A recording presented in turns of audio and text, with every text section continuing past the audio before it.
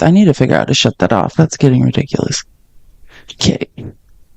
Just waiting for the live to pop up on YouTube and Twitch and get everything started there. Tap the screen, share the live. God, I'm so tired of watching press conferences in the White House just full of pathological lies. Okay, there we go. Almost done. Give me one more second to set this up. Thank you for the gifts, and I will be right back. Hey, Steph. Hey, Leah.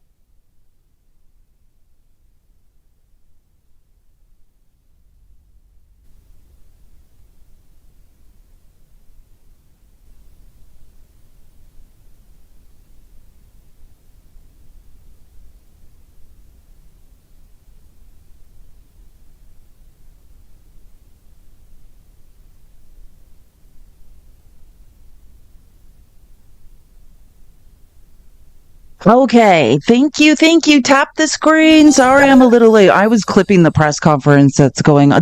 I mean, should we even call it just the pathological lying going on in the White House right now? It's unbelievable. I can barely stand to even listen to this stuff anymore.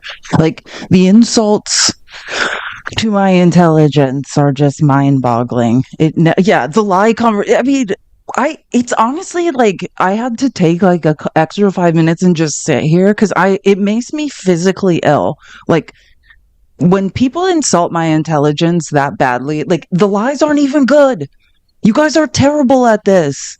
Like, I can't, get better at lying. Like, they're not even pretending they have any, like, what are we talking about? If you trust Donald, if it's not clear that Donald Trump is a pathological liar and a dumb one, like, I mean, just dumb, and everyone that's working for him is involved in a massive cover-up and not even a good one.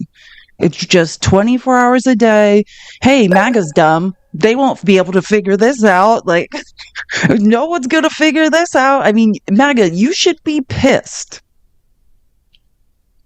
I mean, truly, like, I never believed him. You guys should be pissed. If you are supporting this guy and this is how smart he believes you are and how dumb he believes you are, depending on how you're looking at this, you should be furious at this man. The way Trump insults MAGA's intelligence is mind-boggling.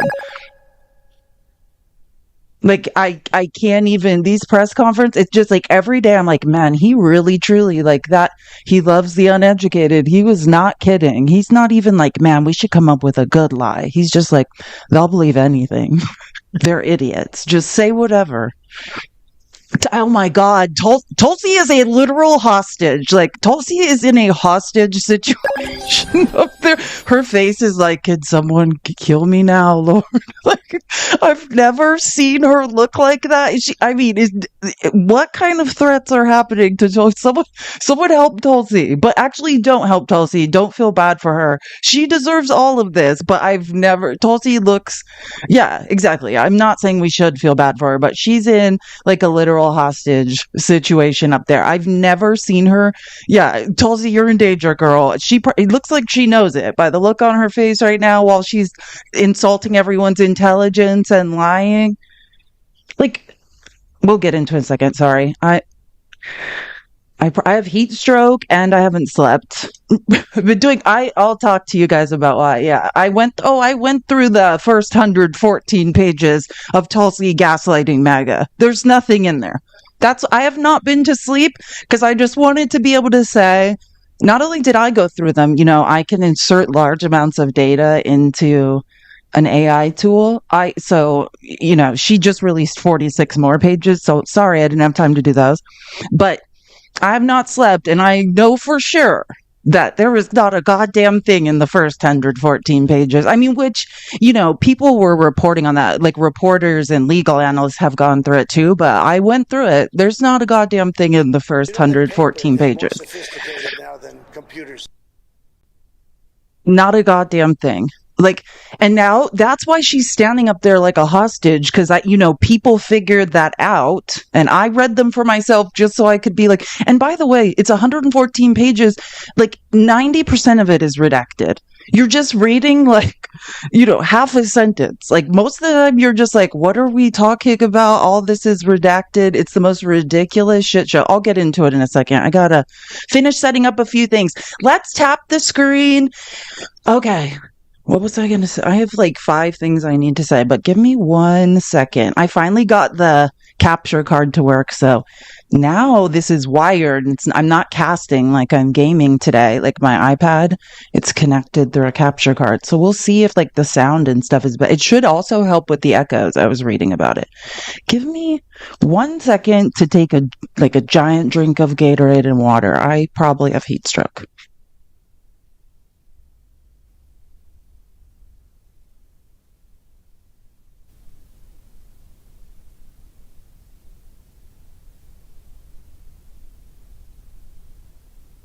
Oh, and make sure we're live on Twitch. What is happening with Twitch? Oh, okay. It's just my computer. We're okay. It's just me.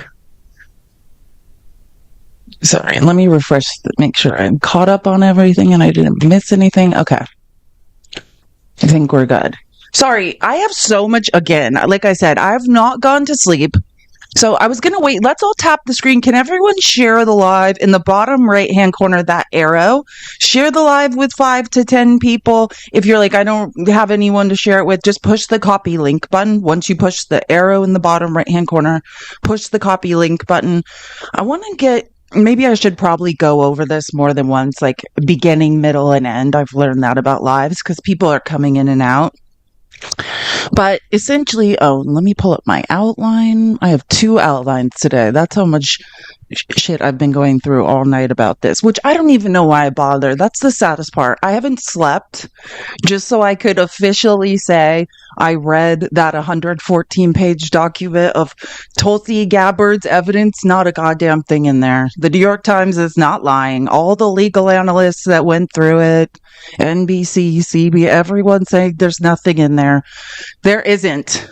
I mean, nothing that refutes the Senate intelligence report. There's nothing in there. And that's why Tulsi Gabbard, and I'll show you because I clipped this too. Oopsies. Oh, thank God the cap was on. I just almost dumped my water out. Hold on. I've got to switch the way I'm sitting in my ADHD chair. Okay, that's much better. I feel far away. Now we're cooking with gas.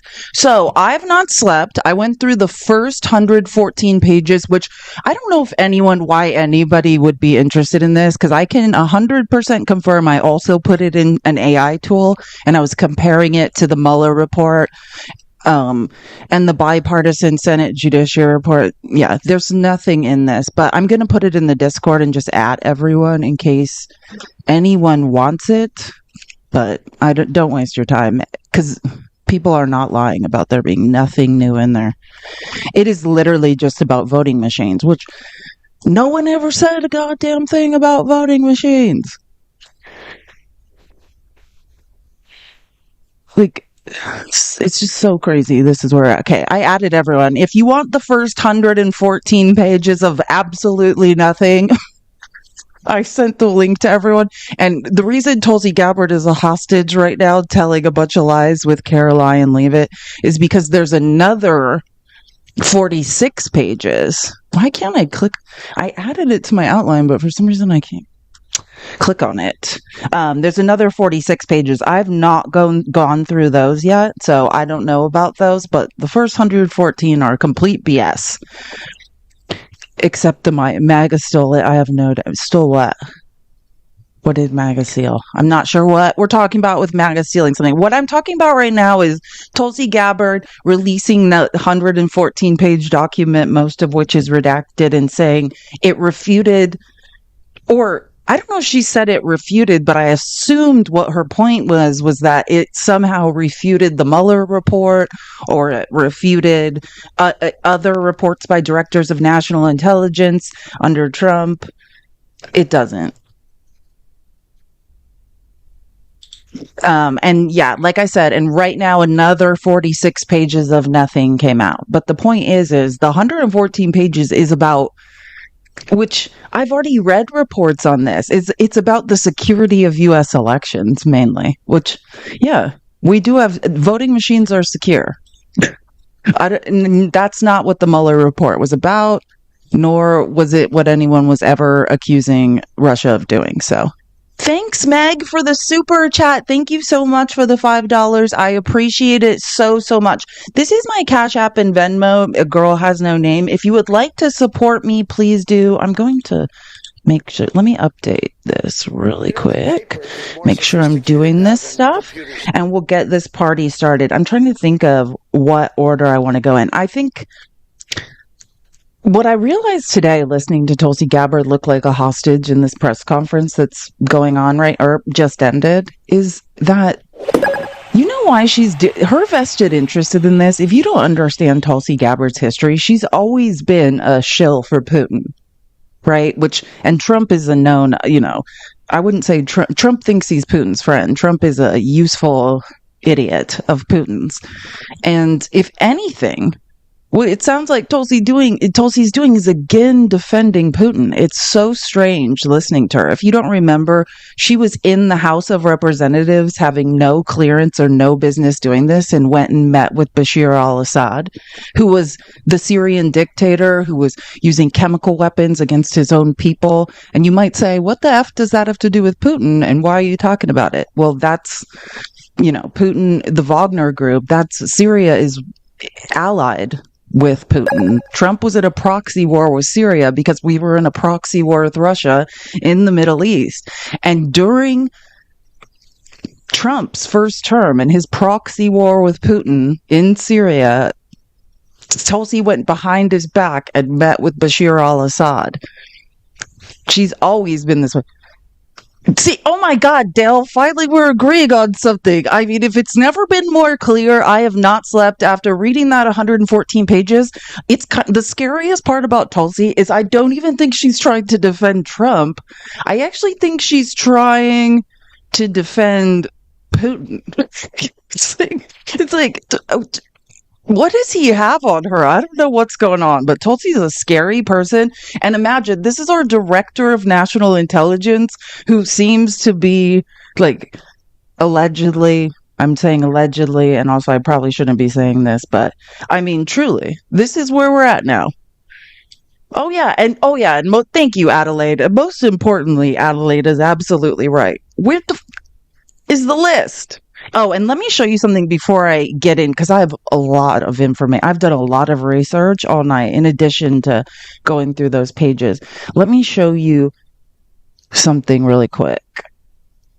Well, first of all, which I think someone put this in the Discord. Oh, is this what if this is going to be unclear, I might go back. You guys can see this clearly. Can you guys see this clearly? Because again, this is wired with a capture. Okay, it's clear. I just want to make sure, because I'm not casting my iPad. I'm not using Bluetooth. Okay, cool. I just want to make sure everyone can see it the same, because it looks stretched out. Okay. So right now, the federal judge in Florida rejected the bid to unseal the grand jury documents, but I was actually reading, one of the things I was reading all night was Trump's, Pam Bondi's lawyers'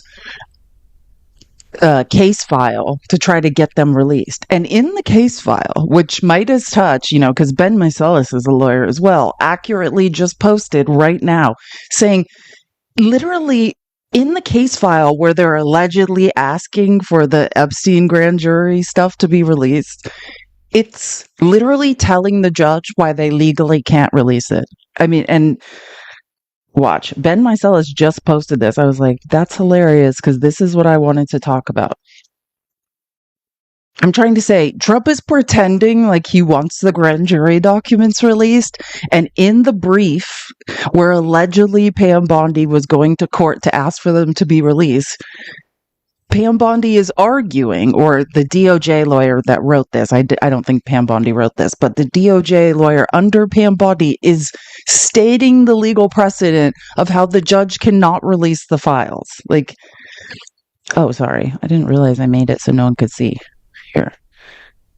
The Trump administration literally conceded in its own motion to unseal the Epstein grand jury documents that the court could not unseal them. So they're like well, MAGA, I think, because I already know there's not going to be anything in here anyways. This is not what we need. Like, I'm not even that interested in this. We already have the grand jury documents from the first. It's all going to be redacted and it's not going to be anything we really need. But the government even cited the very case law that prohibits it, prompting the judge to note that, by the government's own admission, the court lacks the authority to unseal the records. And you can look into this because there's several parts where the judge is citing this, but this is one of them.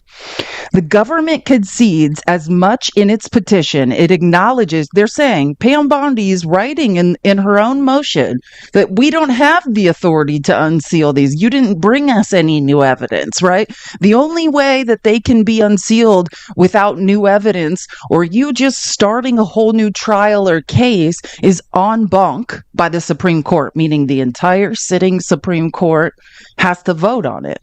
It acknowledges that the Department of Justice recognizes that this court is bound by pitch and that it raises this argument due to the significance of this matter and to preserve it for any potential appeal. In its supplemental briefing, they're saying the government argued against releasing the files in their own briefing.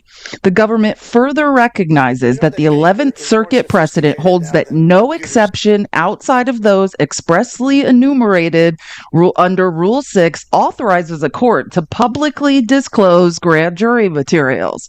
So while MAGA believes that Trump's fighting to have these released, the brief that Pam Bondi, or the lawyer under Pam Bondi, states you can't release these. It's all just a smokescreen and bullshit. Finally, the government acknowledges that this court cannot contravene binding 11th Circuit case law. The government also recognizes that in this circuit, the 11th Circuit en banc, so it'd have to be all of the 11th appeal circuit sitting together.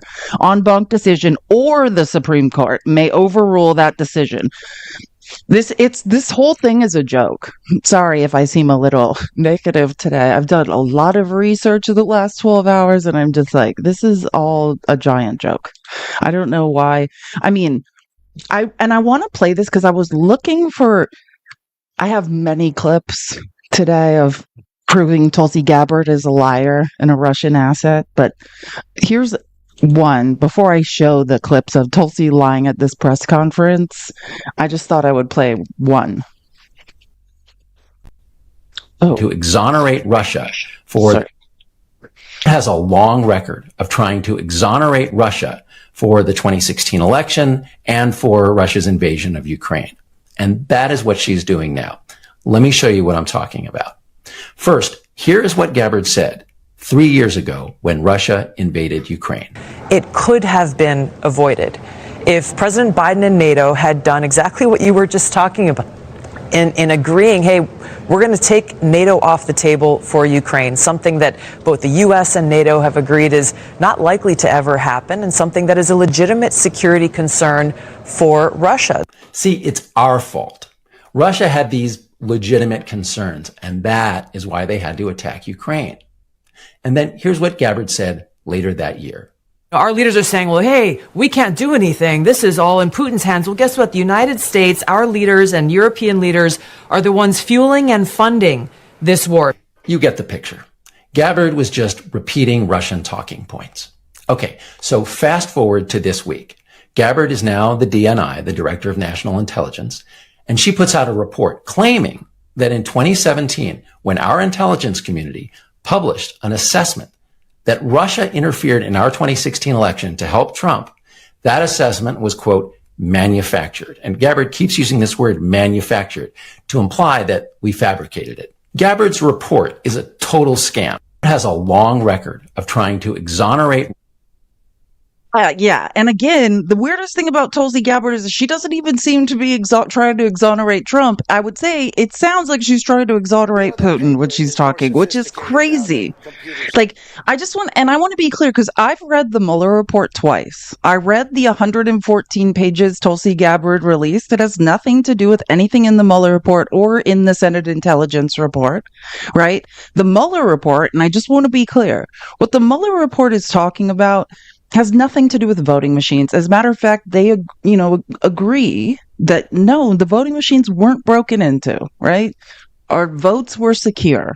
What it's talking about is, well, what she was talking about in the press conference today are ties between the Trump campaign and Russia, right? And the pathological lies coming out of her are just getting weirder and weirder. Like, but I wanted to, hold on, let me see, because I was pulling these up.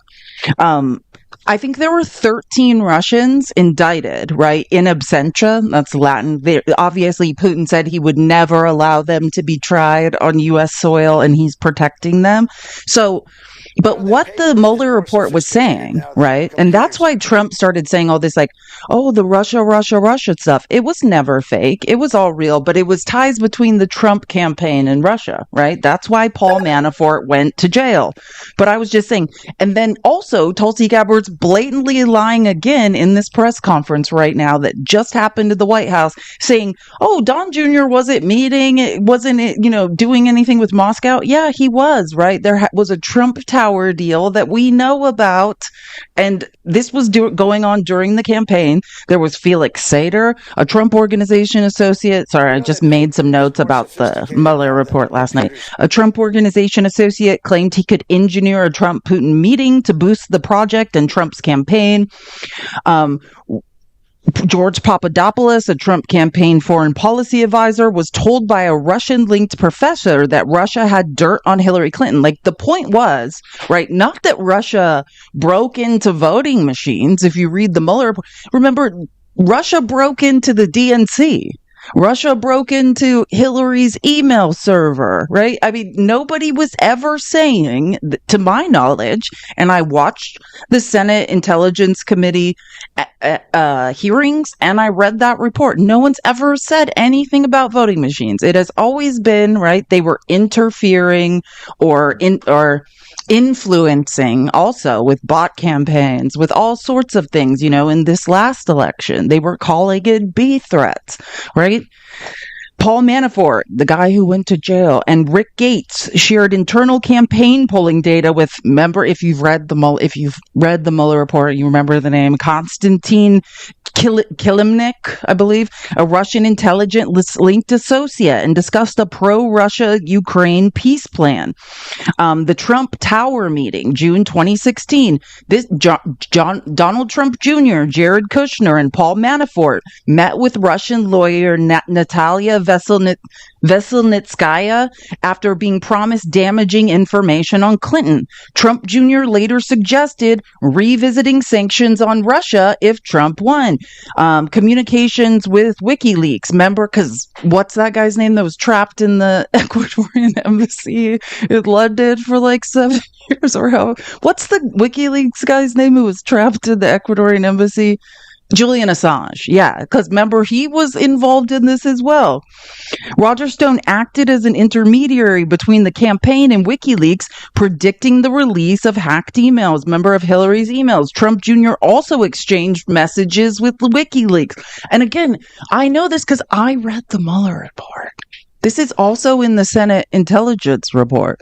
So when they're saying, oh, Don Jr. had nothing to do with this, again, no one ever said that Trump and Putin were colluding. Again, if they were, we just didn't have, it was never revealed in the investigation. It was about investigating any possible ties between the Trump campaign and Russia, as well as Russian collusion, Russian interference, Russian influence, right? Russia trying to influence the minds, because that's what I want to say.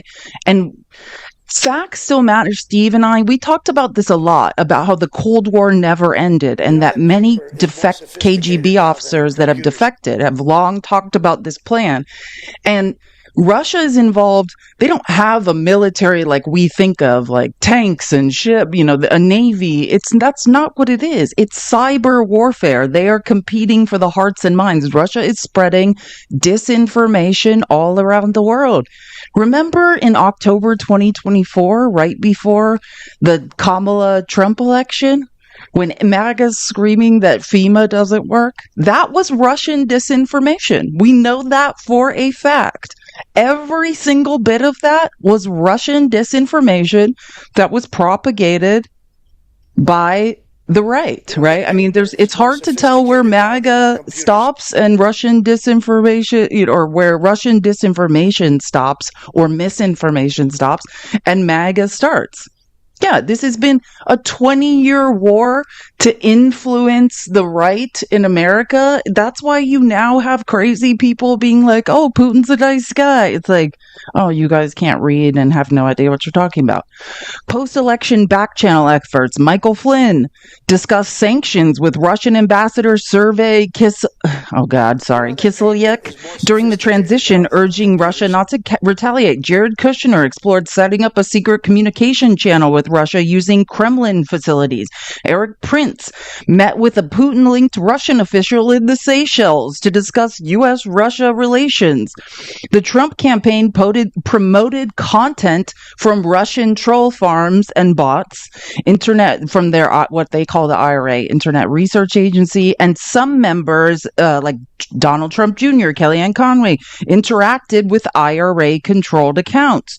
Carter Page, remember Carter Page? Carter Page's Russia ties. Carter Page, a campaign advisor, had prior ties to Russian intelligence and advocated pro-Russia policies during the campaign. Blah, blah, blah. I was just giving some examples of the actual ties between the Trump campaign and Russia, right? That's why I'm just reading some of these off, and now I'm going to show you some of the clips from the press conference that just happened in the White House, where Tulsi Gabbard looks like an unwilling hostage. It's actually quite scary, but don't feel sorry for her. She is a liar. So I actually have a bigger problem with her than I do with Caroline Leavitt, because she's been doing this and she does it for other countries. I don't know, like I said, I don't know what Putin has on her, but she's done this for a while. I mean, she was like, this is the woman that met with Bashir al-Assad, Trump, who's now hiding out in Moscow, by the way. If you're wondering where Bashir al-Assad is, the guy who terrorized his own people in Syria with chemical attacks, he's chilling in Moscow. Allegedly, with Putin, not allegedly. That's where he is. Thank you guys so much. Keep tapping the screen. Keep sharing the live. This is my Cash App and Venmo. If you would like to support me in all the research I do, I would appreciate it. Jen, thank you for the $10 on Venmo and the alliteration, my favorite. Fantastic, fearless, freedom-loving Felice. I love alliterations. They're the best.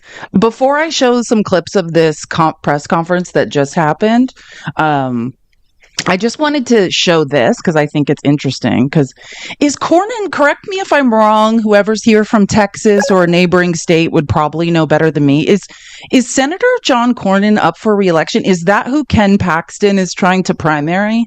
Is that what's going on? Is Ken Paxton trying to primary John Cornyn? I just couldn't remember. He is. So this is very interesting. Okay, so that's why I knew it. See, I couldn't quite remember, and then I was just like, I don't need to remember because someone's going to remember. Everyone will remember for me. So look how interesting this is. So Cornyn is breaking, which now that I think about it, this is actually probably smart.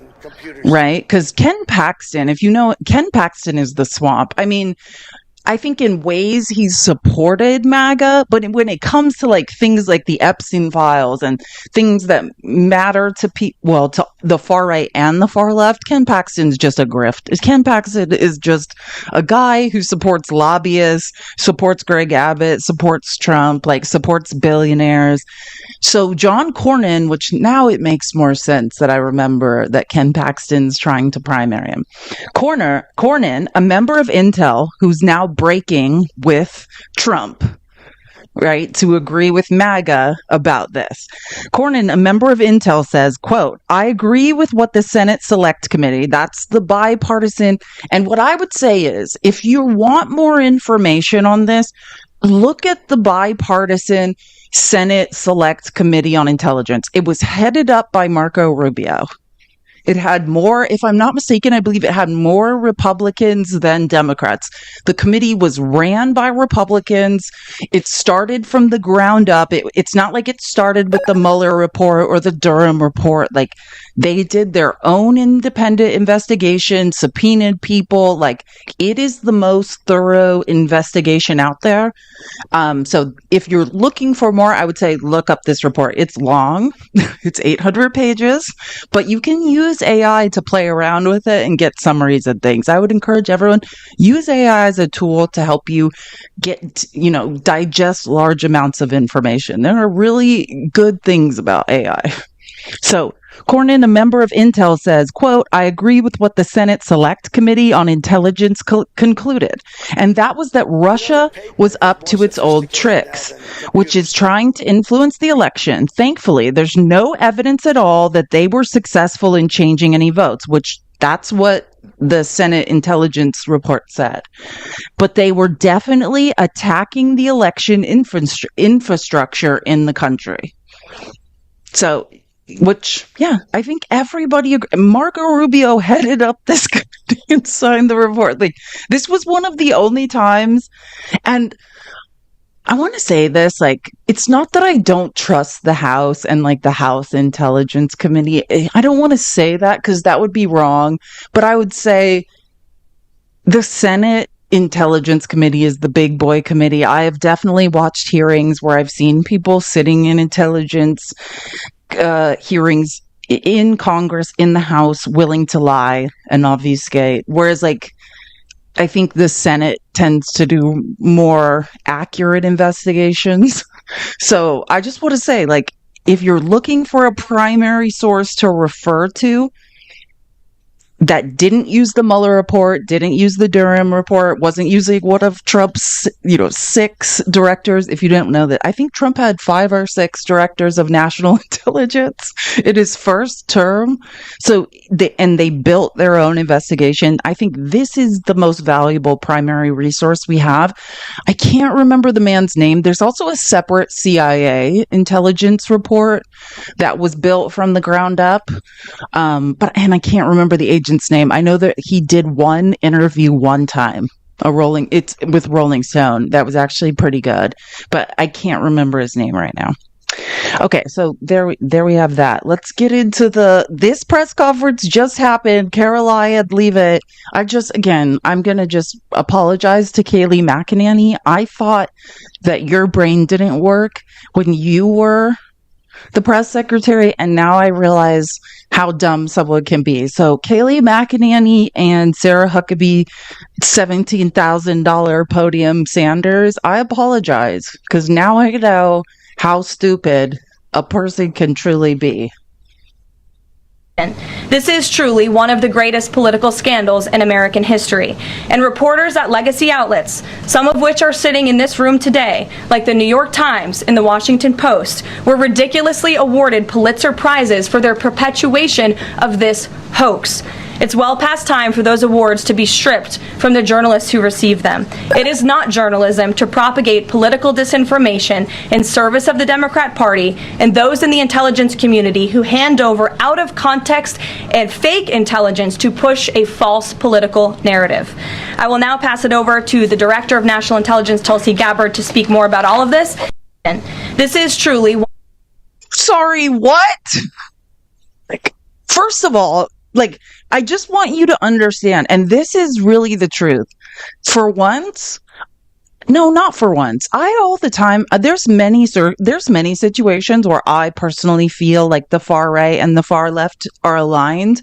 I just think we've gotten so angry at each other that no one's willing to acknowledge it. But I actually do think I've known that there are many issues the far left and the far right are aligned on. But I think what's most important is that we can say, hey, I've felt gaslit by other administrations. This administration made a bunch of promises and are doing a 180-degree turn, and not just doing a 180-degree turn, but now saying the American people are stupid idiots and they're not smart enough to notice that we are lying to them. I just think that's how you need to hear all of this is, hey, MAGA's super dumb. They're not smart enough to recognize that this isn't even a good cover-up. What does this have to do with releasing the Epstein files? What? I'll tell you what, nothing. You know how we could get the Epstein files tomorrow?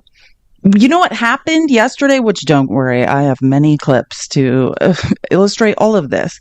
Mike Johnson said, hey, I'm canceling Congress. We're not doing the votes we were supposed to do. We're just shutting Congress down and turning the lights off so that nobody can vote, because we have the votes to release the Epstein files. We have the discharge petition. We have the 218 signatures, and we have those votes when that vote gets to the House floor. And I just want to remind everyone what a discharge petition is, because Mike Johnson is on his knees 24 hours a day now. I didn't have time to clip it, but just a couple hours ago, Mike Johnson was doing it again, just Andrew Jackson's for Trump, just full time. Mike Johnson's job is just to lie for Trump. He shut down Congress to avoid Republicans and Democrats joining together and releasing the Epstein files. That's how simple it is. We can. Dale, I don't know what's happening to you. Have you been body snatched? Are you finally done with Trump, Dale? Are you getting it now? Oh my God, Dale, Dale, are you okay? Dale has possibly been body snatched, but if not, oh, Vance is much smarter for sure. But your problem with Vance, I'm just going to say this, and if anyone's like, there's no one in the chat named Dale, please stop talking to a ghost. I'm talking to David. His real name's Dale. If you know, you know. But here's the thing with Vance, though, that you have to consider. He's owned 100% by a billionaire. By not just any billionaire, a technocrat billionaire. So that's just the question is like, every bit of upward mobility that JD Vance has gotten has been paid for by Peter Thiel. And Peter Thiel's like surveillance state. So what's it? Vance is also closeted. I don't care if Vance is gay. I don't have a problem. If Vance is having sex with men, that's fine. I wish the only problem I have, my favorite thing about Republicans is that so many of them are gay. The bad part about it, and there's a really good documentary about this. I just can't remember what it's called, but it's like, there's this debate in the gay community, like, you should never out anyone. But if there's all these gay senators and Congress, or people and representatives on Capitol Hill who are actively voting against the LGBTQIA's right to exist, in that case, and then there's, all these staffers and people who know of this. That's why I read Capitol Hill blogs, because this is this is all known, or escorts in DC know this, people that work in gay clubs in DC. And the debate is actually, should we or should we not call them out for voting against the right for gay people to exist and to have the same human rights as everyone else. I mean, I'm just saying there's I didn't make the documentary. I'm just saying if you're interested there, particularly in the gay male community in DC, that's more what this is about. It's about the gay males in Congress who their voting records are atrocious against the LGBTQIA community, and if they should be allowed to essentially be closeted while hurting gay people. No, I'm not, David. You just don't understand. But I can't remember what the documentary is called, but it's an interesting debate because, yeah, I wish I could remember. Anyways, Oh wait, I have to switch. I think we just listened to that. Okay, here comes. I've never seen Tulsi Gabbard look like this, like a scared hostage. But again, let's not feel sorry for her because this is a long time coming. Her constantly carrying water for foreign dictators, like her shit for Iran, which a reporter had the nerve to bring, I think it was Caitlin Collins again, brought it up. Like, Trump's mad at you over what you said about Iran. Yeah, Tulsi Gabbard is always defending any foreign dictator. Tulsi Gabbard's, that is also a friend of Putin. For some reason, Tulsi Gabbard is like right there to go to bat for him at any moment. Hi, Felice, it's Lahua. Oh, hey, girl. Thank you for your sacrifice of sleep to further my education. I love you for it. Thank you for the $10. That's a cool name on Venmo, too. I like the juxtaposition. Angry Flower. Okay, so again, this is another clip. This is when Tulsi takes the stage. Just notice how weird her energy is. I've never seen her do a press conference. She looks like a hostage. The Senate Intelligence Committee spent several years looking into this and unanimously agreed in a bipartisan fashion, Secretary of State Rubio was a member of that committee, that there was no political interference. There was a years-long Justice Department investigation into this as well. I'm sorry. Okay, Dale, we're not doing it. You're going in timeout for the rest of the live. We're not doing it, Dale. You're not doing it, so you can stop this, or you're going for the rest of the you're going to the hallway. You'll be sitting in your desk is being moved to the hallway. Either stop, Dale, stopping people's ability to focus and learn, or you're going away, possibly forever. Dale, you are the most you are homophobic. The fact I'm watching you in the comments accuse other people of homophobia, dismantle your own homophobia and then come talk to the rest of us, and check your own voting record.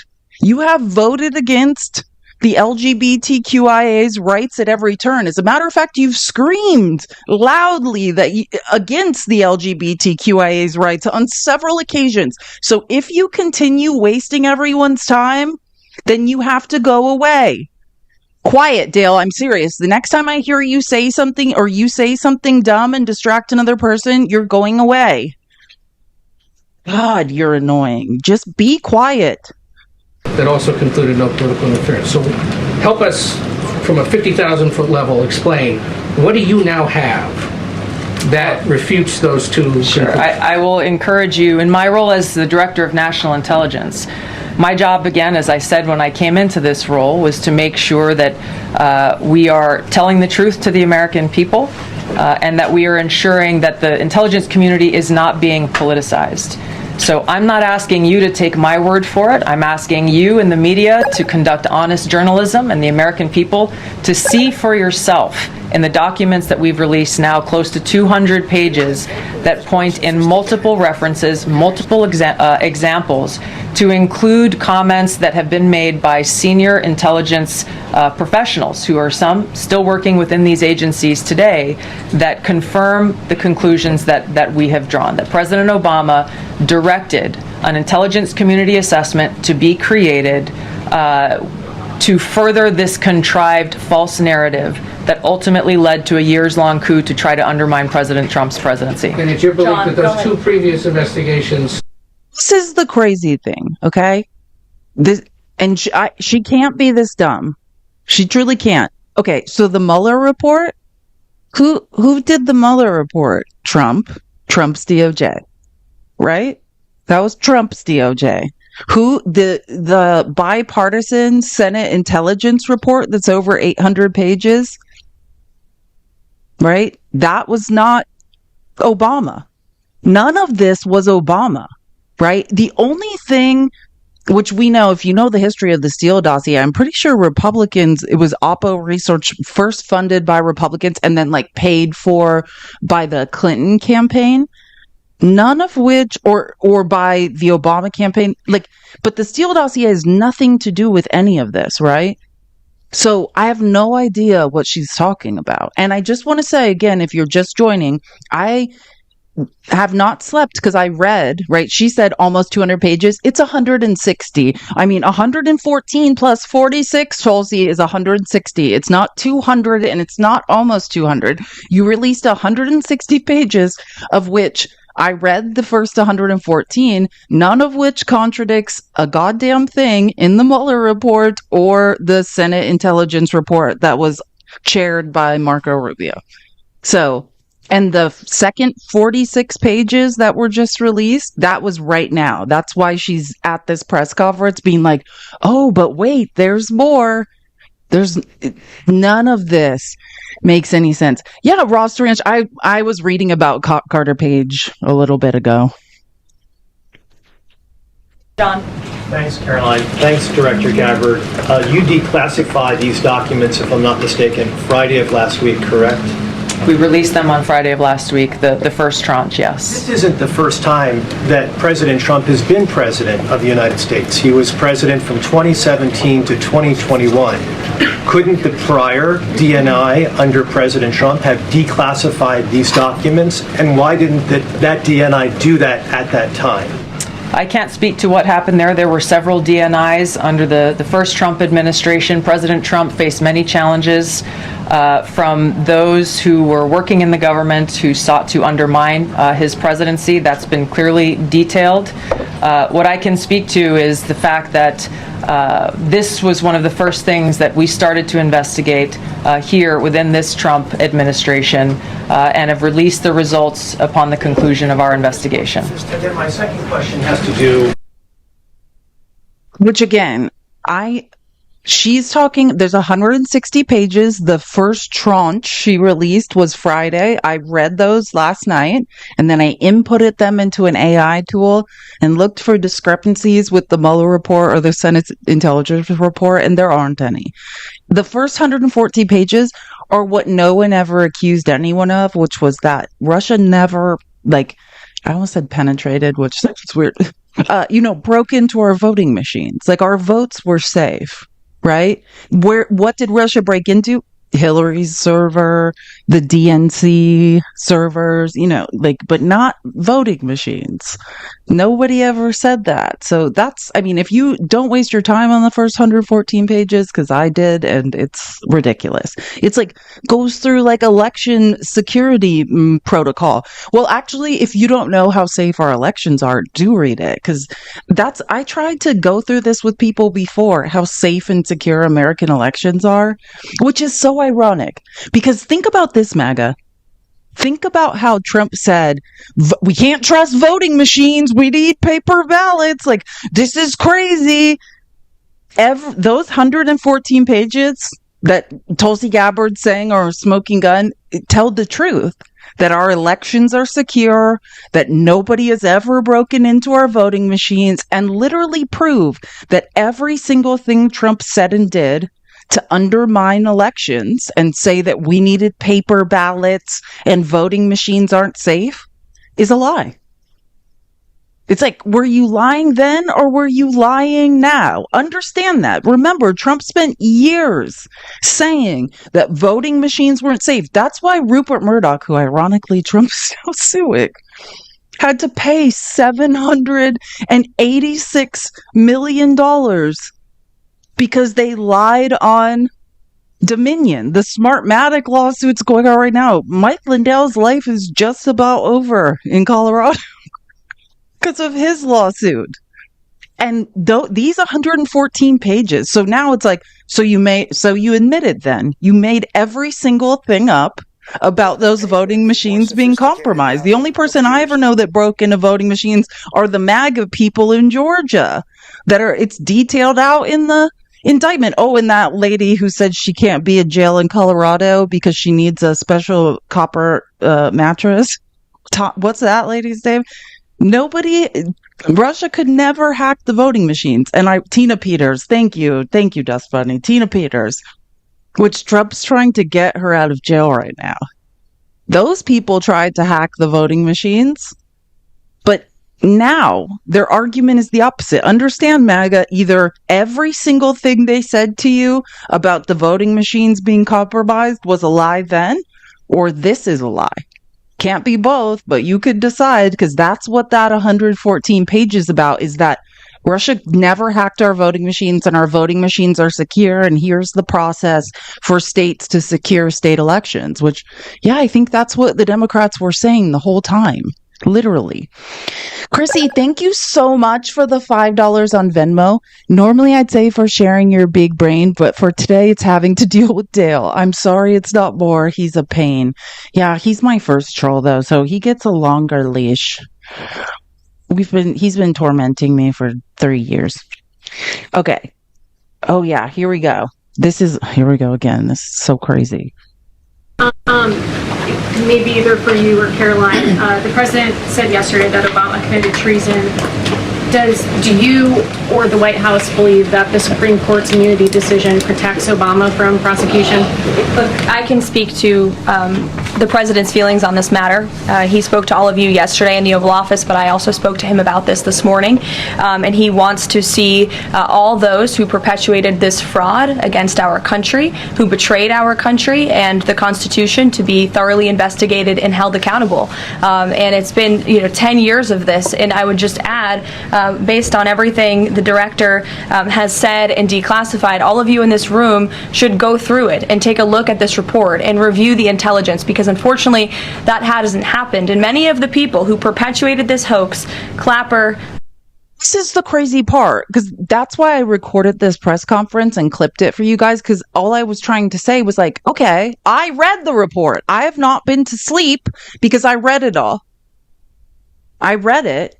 There's nothing in there that contradicts the Mueller report or the bipartisan Senate intelligence report that was chaired by Marco Rubio. There's nothing in it. I read it. That's why I haven't been to sleep. I know for sure. And she's saying, just read it. And I've read legal analysts from the New York Times, from the Washington Post, from PBS, from NPR, because I was like, maybe someone else I'm missing something. That's why I inserted it into an AI tool and started asking. No, there's nothing there. And they're just like, oh, read it. Yeah, we did read it. And that's why everyone's saying there's nothing there. And that's why I was like, okay, just say, what is it? What don't we know that you're not telling us? And the answer is there's nothing that I can find. Andy McCabe, James Comey, and many others have been hired by major networks in this room to go on television and continue to spew these lies, knowing that they are lies. And if you all recall, just flashback to 2016 and the years after, the entire Trump 1 presidency was embroiled in this scandal that was perpetuated by the Democrat Party. And you had major Democrat Party officials in this city, namely Adam Schiff, Hillary Clinton, Elizabeth Warren, who went on television and told the American people Donald Trump is an asset of Russia. It was a lie. They always knew it. Hillary. That's not who. First of all, KGB agents who defected from Russia starting in the 80s, right? Yuri Shvets, right, is a famous one, who were then debriefed by our intelligence people long before Obama, have said, reported, and written that Trump has been cultivated and has been an asset of the KGB since the early 80s.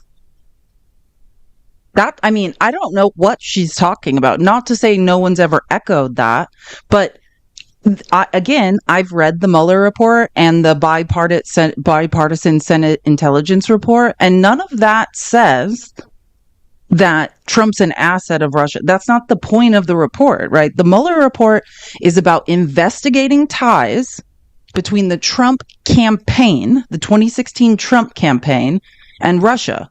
There were indictments in the Trump campaign. People pled guilty to these ties. There were 13 Russian indictments, right, in absentia, because Putin will not allow them to be tried because of those ties. It's almost like if she makes up lies, then maybe, it's like you're the one that's lying. Clinton herself said that President Trump would be a puppet for Putin. Senator Tim Kaine at the time called President Trump Vladimir Putin's defense lawyer. Adam Schiff stated, and one of the worst things a lawmaker can do is to tell the American people, I know something you don't know, it's just classified and I can't tell you. And that's what he said. I can tell you that the case is more than that. I can't go into the particulars, but there is more than circumstantial evidence now. And not enough people in this room, not enough journalists in this country pushed Adam Schiff to say, what are you talking about? What evidence do you have? Everybody just ran with the lies, and it led to impeachments. It led to the division of our country. Unfortunately, so many Americans, from listening to outlets in this room, believed in these lies. And it's a complete scam, and it's a scandal, and the president wants to see accountability for that. Tulsi Gabbard's like, get me the out of here. Even she's not this dumb, which... Again, all we know for sure is that Caroline Leavitt is either a pathological liar or extremely dumb, or my belief is a combination of both.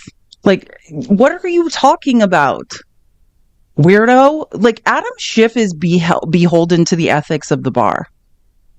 So, yeah, I don't know what you're talking about.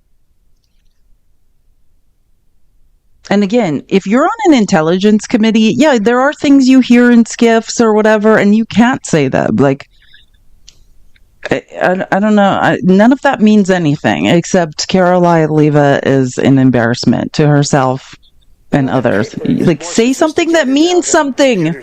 Where are the Epstein files? Thank you. Question for Director Gabbard. I just want to say, someone's like, what the F is this? Tap the screen. Sorry. People know that. I forget that people might be like, what the F is she doing? Say tap the screen.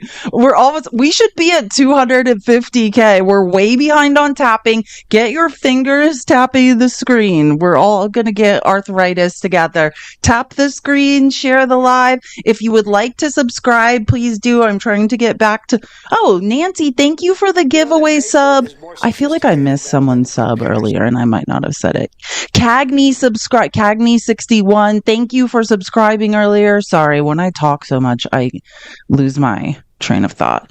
If I missed anyone, Ali Sophia resubscribes. I think I said that. Just want to make sure I don't miss anyone. I appreciate everyone who supports me. I never purposely miss anyone.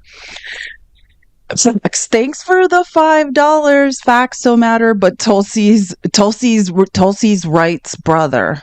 Wait, but Tulsi's rights brother. Am I missing something?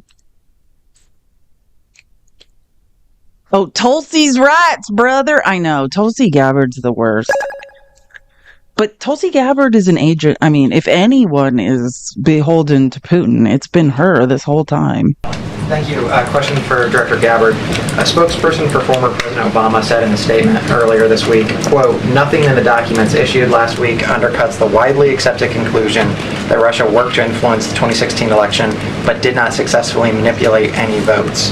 How do you respond to critics like former President Obama and also others on the Hill who say that the administration is conflating apples and oranges here, conflating allegations of actual hacking of voter machines and allegations of interference generally?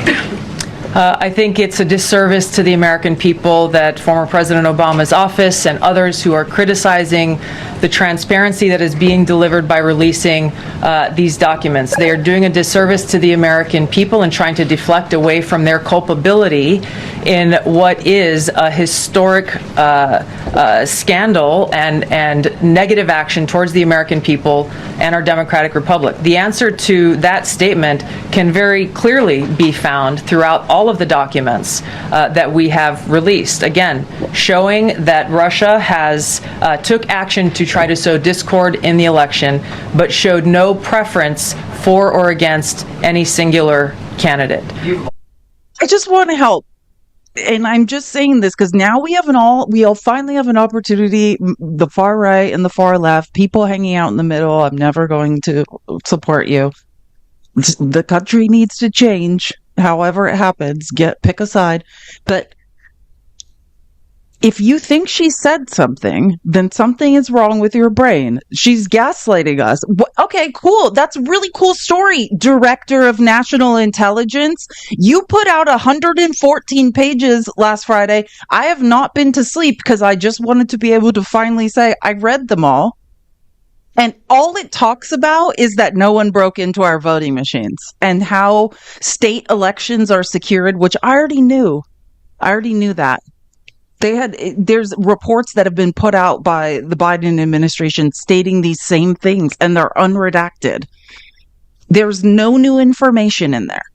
And then what you heard her say at the end, I just don't want anyone to miss because she's trying to like slip something in there, and I want to explain what she's talking about. Negative action towards the American people and our democratic republic. The answer to that statement can very clearly be found throughout all of the documents that we have released. Again, showing that Russia has took action to try to sow discord in the election, but showed no preference for or against any singular candidate.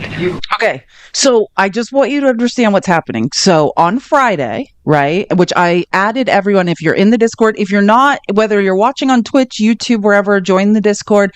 I sent the link to the 114 pages, the PDF. If I don't waste your time. I read it and I put it into an AI tool and asked a bunch of questions. I'm not wrong. There's nothing in there of any real importance. But what has happened now is that she released 114 pages on Friday, and a bunch of people who have brains read that. And then all these articles have come out starting on Monday, Tuesday, Wednesday, saying there's nothing in there. There's nothing in there, right? We already knew Russia didn't successfully break into our voting machines. You know who lied and said our voting machines had been hacked was Trump. That's what they told MAGA. That's why we needed paper ballots.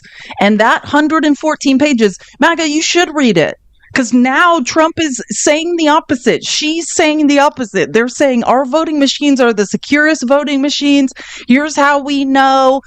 Not just Russia hasn't gotten into our voting machines, but neither has anyone else.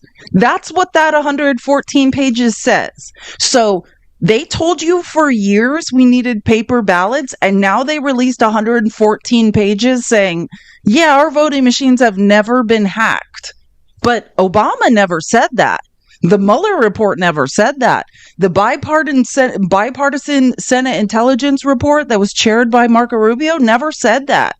So it's super weird that now they're saying that we said that. MAGA said that, and not because MAGA. I'm not even convinced. I'm not saying you lied. You were told that by these people who are now saying the opposite.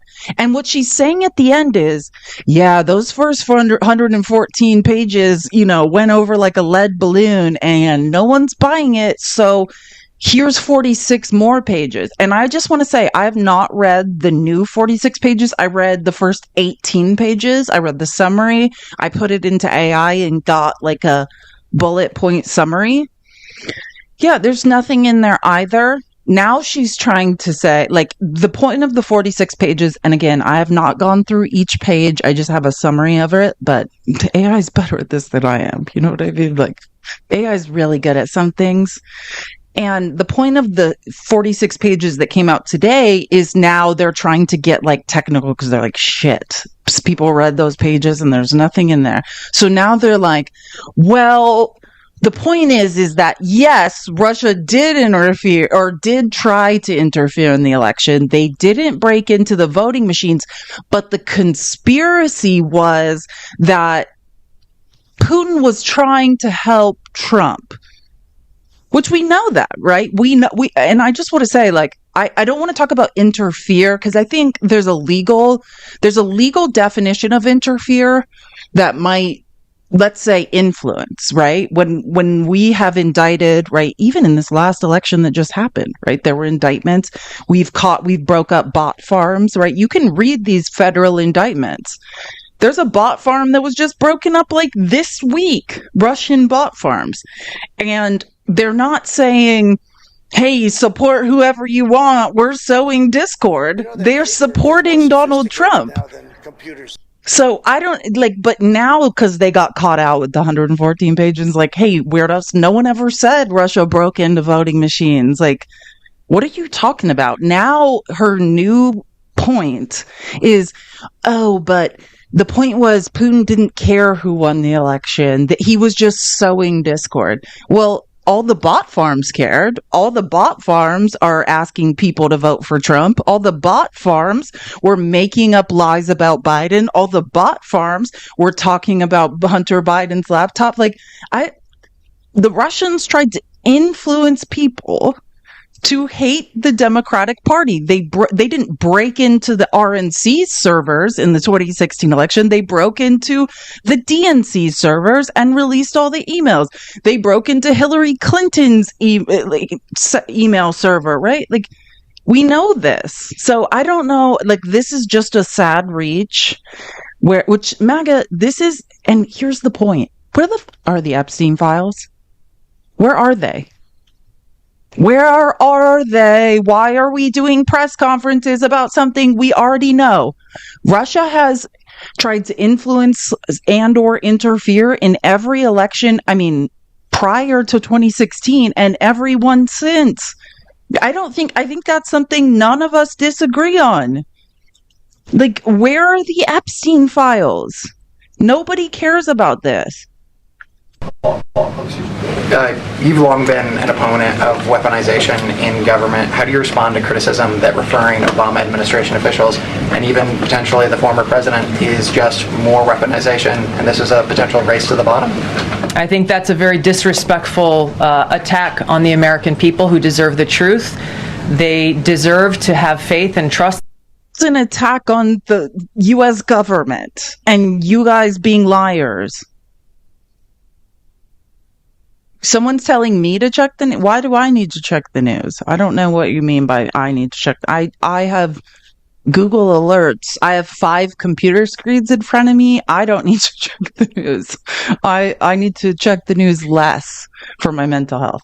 And the integrity of our democratic republic, which has been undermined by President Obama through his direction of this manufactured fake intelligence document, knowing that it was filled with lies and knowing that it would and could then be used for all of the actions that came after. Caroline? And I would just add, there needs to be accountability for that weaponization, Phil, that we've seen. And no one has been a victim of the weaponized government. There needs to be accountability for lies and weaponizing. Well, you're next in line, Caroline. I hope so. I actually don't care. Let's hold everyone in government accountable. And whoever you guys want to arrest in the Democratic government, just know that would be some bullshit. And then we will really get to holding Republicans accountable. Because, yeah, you guys are all liars. Known liars.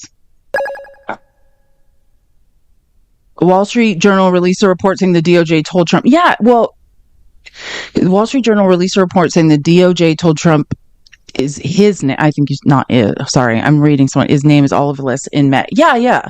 Well, and we can get into this. And I think I talked about this on Monday and how journalism works.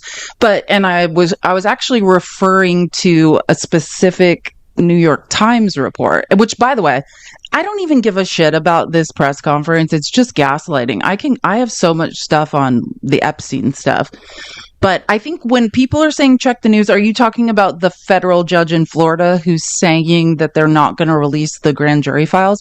I just need everyone to know the grand jury files that Trump's pretending have something in them are 1%. There's 330 gigabytes of Epstein files that the federal government has. They're like less than a gigabyte of the files. And grand jury files are to get indictments against Ghislaine Maxwell and against Jeffrey Epstein, right? There might be some names in there, but again, even a federal judge could redact those. So, and if you weren't here at the beginning of this live, because again, when I see, this is what I'm saying, this is why I should just wait to say things. Let me show you guys something. Because I was reading the motion that was filed by Pam Bondi's, I'm trying to make sure I say this right. The motion that was filed in the 11th, that's under the 11th Circuit in Florida to release the grand jury, which is nothing. That is like 1% of the Epstein files, and it's not what we need. And it's just to like try to make people think that something's happening. And even Trump himself has said, we'll decide what's credible in there. But that's not what we need. But I was reading the motion that was filed. Pam Bondi, I don't think she wrote it, but the DOJ lawyer under her that filed and wrote the motion. And I was saying this when there was only 200 people in here, so I should show you guys again because I think people are probably wondering about this. Ben Meiselas, the guy that owns and runs Midas Touch with his brothers, he is a lawyer as well. And this is what I was reading last night, and that he wrote this just a couple hours ago. The Trump administration literally conceded in its own motion. So basically, Trump's telling us all, and Caroline Leavitt's like, yeah, we're fighting to release the Epstein grand jury files, or excuse me, the pertinent, credible Epstein grand jury files. We know that he's had people, the FBI agents, going through and finding where his name is. And I'm going to get back to the New York Times and how we know Trump's, before the Wall Street Journal said Trump's name's in the Epstein files. Yeah, we knew a while ago. But so the Trump administration literally wrote in their motion to release the files that they can't release the files, right? In its own motion to unseal the Epstein grand jury documents that the court, they literally conceded, the government, Pam Bondi's DOJ is like, you can't release these files. Like, they're like, we're just going through these motions. You know, you can't release them. That's what the motion is saying. Prompting the judge in the judge's decision that came out today, right? And that's what he's citing as one of the parts, because there's several parts where the judge refers back to the DOJ's motion saying, yeah, you guys know this. Like, you didn't bring any new evidence or anything that would prompt the release of this. If you want these files, you need to start a whole new case, basically. But prompting the judge to note that by the government's own admission, the court lacks the authority to unseal the records. And basically, this judge is saying, if you want these records, it needs to be an en banc decision by the 11th Circuit, which is the appeals circuit, and en banc is Latin, right? It means the whole bank of judges, like all of them. Because sometimes you can get an appeals circuit with 3 sitting judges to make a decision, and en banc is like, you need them all to be sitting, and you need the majority of all of them. And that is what Pam Bondi's lawyer is saying. Like, hey, I'm going through the motions, pretending for the American people that we want these files released, but you actually can't release them. And the judge is just like, yeah, like you wrote, I can't release them, and maybe you should just start a new case. Like, I was reading this last night. You need to just either bring some new evidence or start it, create a different case. So, yeah, I mean, and like I said, but the grand jury records are nothing. It's less than one. That's not what we need. Michelle, thank you for the $5 on Venmo. Again, this is my Cash App and Venmo right here, just like my name. If you're not following me on YouTube, on Twitch, also please follow me. If you would like to support me, please do. I'm going to update the gift code and stuff in a second. I'm getting tired. Like, if you want to watch the rest of that Pam Bondi gaslighting press conference, I would say just watch it. But I want to get into more of the Epstein stuff and like what people in the comments are talking about, because it seems to be where more people's interests lie, and honestly where my interests lie. Like, I've talked about this. Like, I was SA'd as a child. This stuff is very personal to me, and the one thing I've always respected about MAGA is that they never let this stuff go. Truly, because I don't think we should let it go. That's the truth. I do not think we should let it go. I did not like that Trump used it to like pretend he cared, and he had nothing to do with it. That annoyed me because I never believed that, because I've read, I know a lot about the Epstein case and Trump's relationship with him. So I didn't like that MAGA believed that Trump had nothing to do with it. But I always did respect that on this one issue, they seemed to be, pitbull, they were never going to give it up. Oh my God. Sorry. I have so many things to show you guys, but before I get into more of the Epstein stuff, this is about Epstein. I need to show you guys this. So, do you guys know who Anarchy Princess is? She's amazing. She like shows up and like trolls like Steve Bannon, and she's everyone. If you don't know who Anarchy Princess is, you need to look up who she is after this, because she's like my spirit animal. One day I want to grow up. She's probably younger than me and be just like Anarchy Princess. Like, she is a force to be like at protests. She's like getting dragged off and zip tied. Like, this woman is a force. Follow her. Well, don't go on X for your safety. I think she's on Blue Sky as well. I don't think you have to be on X, but she's funnier on X because all her enemies are there. But a lot of men, like MAGA men, have assaulted her, if you don't know this. And she has like a lot of cases against men who in her protesting, because like my protest is on the internet. She's like in the streets. Like when Steve Bannon, let me give an example. God, there's so many good ones. When Steve Bannon was like doing his farewell press conference, but he like walked into prison. She like had a cowbell and was like screaming every time he would try to speak. She was just like ringing a cowbell and screaming at him. I don't know. It's hilarious. She's really funny. Anarchy Princess. She's like one of the most effective protesters I've ever seen in my life. She's very famous. No, this has been going on for a long time. If you don't know who Anarchy Princess is, just Google her name. She's very famous. Anyways, a lot of men have assaulted her in her quest to annoy the shit out of MAGA. And this is a guy who's been convicted. Let me read what she says. So, and if you want to follow her it's at Satire AP. That's her name on X. Or Anarchy Princess is like the title. So the guy who was convicted of sexually abusing me with a flagpole. This is true. If you don't know what she does in the streets, like a lot of men do really weird things and try to attack her. Thinks you should stop talking about the Epstein files because the minors were getting hefty paychecks while they were there. Yeah, this is real. So this is a guy who she took to court for assaulting her while she was protesting, and has been convicted of assaulting her, of physically assaulting her. And this is his feelings about why we shouldn't care about the Epstein victims, and Trump says to move on, so we should all move on.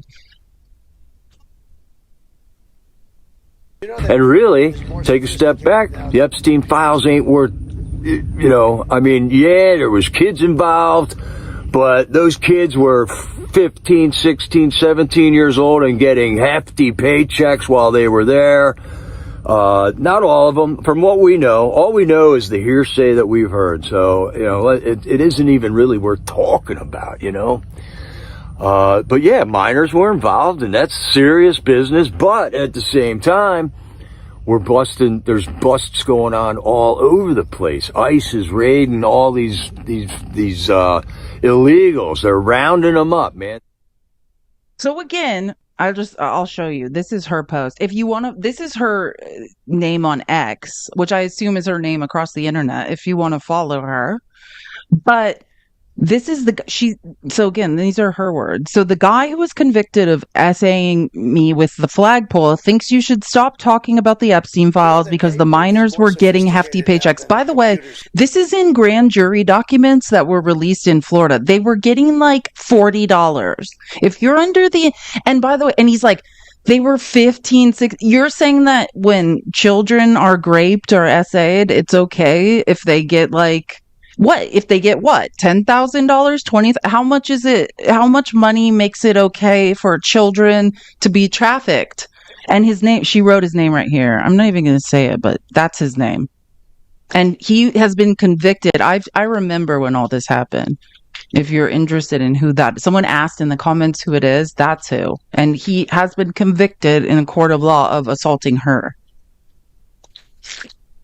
I'm just showing you. These are the people, this is just, some people really don't feel like children should, if we're not going to protect children, who should we protect then? I don't understand who it is we should be protecting if it's not children. Like, this is the most important thing most of us will ever do, is try to protect children. It's ridiculous to say any of that, and it's sickening to listen to.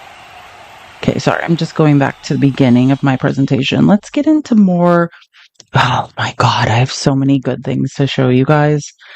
Sorry, before we get into the Epstein stuff, I have tried to say this for the last 4 days and I never got it out. I promised myself I would not let another day go by before I just mentioned Stephen Colbert.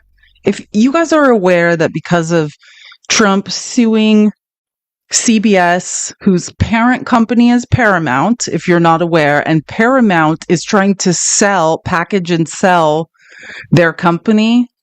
And they're worried that because of Trump, they're not going to be able to get top dollar. You know, these are like billionaires who are trying to sell a company.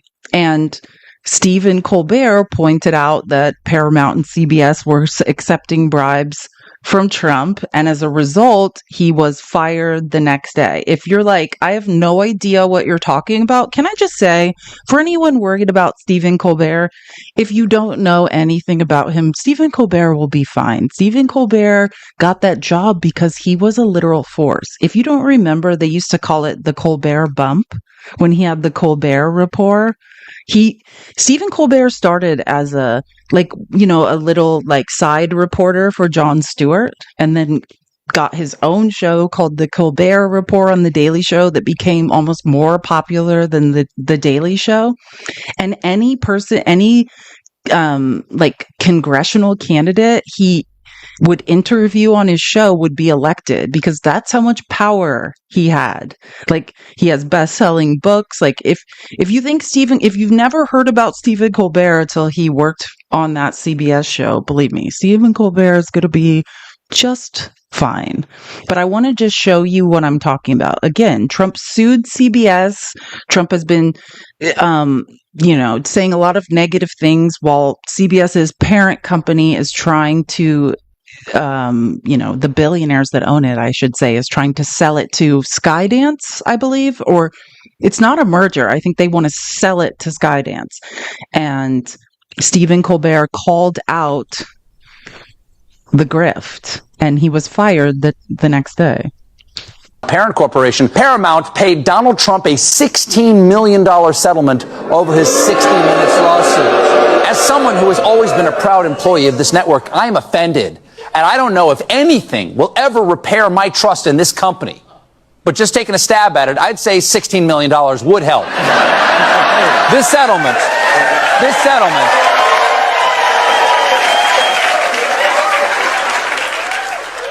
settlement is for a nuisance lawsuit Trump filed claiming that 60 Minutes deceptively edited their interview with then-candidate Kamala Harris last fall. Paramount knows they could have easily fought it because, in their own words, the lawsuit was completely without merit. And keep in mind, Paramount produced Transformers: Rise of the Beast. They know completely without merit. Now, unlike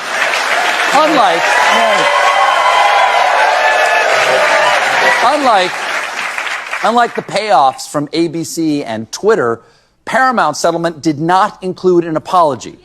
Instead, that's good. Instead, the corporation released a statement where they said, "You may take our money, but you will never take our dignity. You may, however, purchase our dignity for the low, low price of $16 million. We need the cash."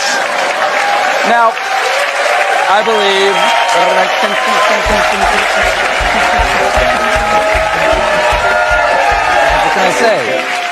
What can I say? Mr. Stephen loves to dance. Now, I believe this kind of complicated financial settlement with a sitting government official has a technical name in legal circles. It's big fat bribe. Because this all comes as Paramount's owners are trying to get the Trump administration to approve the sale of our network to a new owner, Skydance. Not the music I was expecting? Okay. That was me dancing in the sky. And some of the TV typers out there are blogging that once Skydance gets CBS, the new owner's desire to please Trump could put pressure on late-night host and frequent Trump critic Stephen Colbert. Okay. But how are they going to put pressure on Stephen Colbert if they can't find him? He says this and was basically fired the next day. Like that's what happened. And just understand it's true. Someone, and I'm sorry I didn't see who wrote it, but someone was saying look up Skydance parent, who owns Skydance. Yeah, it's insane.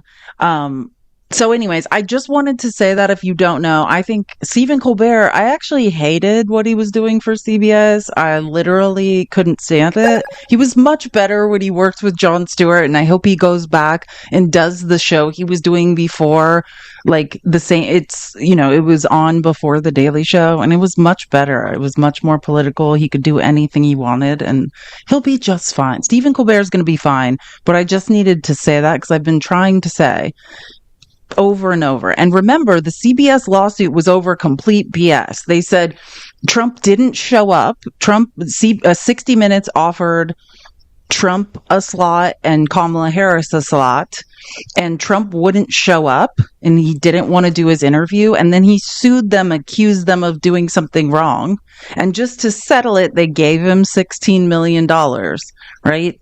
So, like, for-profit media owned because the parent company is Paramount. Paramount wants to sell to Skydance. These are friends of Trump, and they don't want to deal. They don't want to fight him, right? They want profit. And they were afraid if they fought Trump, it would affect at first there was talk of a merger, and now it's just a sale, and they don't want it to be affected. And I just want to show one more clip of Jeff Daniels because I like this. I like what Jeff Daniels was saying. I also like his voice. We've lost decency. We've lost civility. We've lost respect for the rule of law. Lost it. We have normalized verbal abuse on the internet. We've normalized bullying, much as the woke generation tried to, change that. It's back. And out the window goes character, integrity. I mean, nobody has great things to say about politicians. They never have. Go back to Mark Twain. But ideally, we're supposed to elect the best of us, not the worst of us.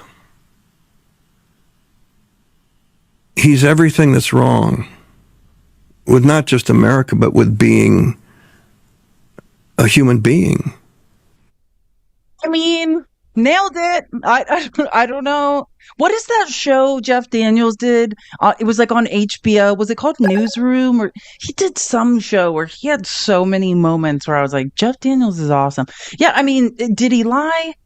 We're supposed to be electing the best of us. And like, this is the point. Because I know I actually got a couple messages from people on the left, which I know. I promised my therapist I would not read my messages, and this is why. But there were a couple, like, excuse me, I don't know why I'm losing my voice. Delusion, lack of sleep, probably. But that sent me some mean messages, which, okay, whatever, leftist. I mean, you'd affect change in whatever way you want, but that's what the left likes to do, is try to devour each other, saying that I should not be talking about Epstein. But this is the issue, right? Like, I just want to explain it. Because as someone who has read the court documents and knows a lot about the Epstein stuff and has done a lot of research on it, this needs to come out, right? This needs to, for a number of reasons. But one of the reasons is because exactly, right, when we say that Trump has been found liable of SA, that he's exactly who, puzzle piece, give me 1 second. Okay, got it. That he's exactly who we all think he is, right? It is the information around his relationship with Epstein that proves what? Exactly what E. Jean Carroll said happened. That's why not that we need it, but I mean, that is the point. E. Jean Carroll is one of countless women around New York City that this is what Trump was doing. By Trump's own admission while running for president, unprompted, right? Unprompted.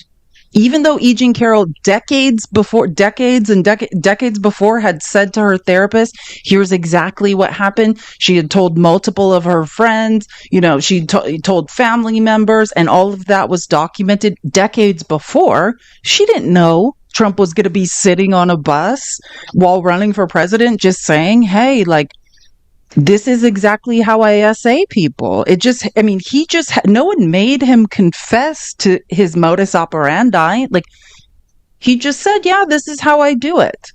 And Trump and Epstein, if you've lived in New York, they say you have to live in New York 10 years to be a New Yorker. Like, I mean, this has been long known that all of this is going on. And it wasn't just adult. I mean, even though, yeah, I've been essayed as adult and as a child, and it's work, but like he wasn't just doing this to adults. He was essaying children.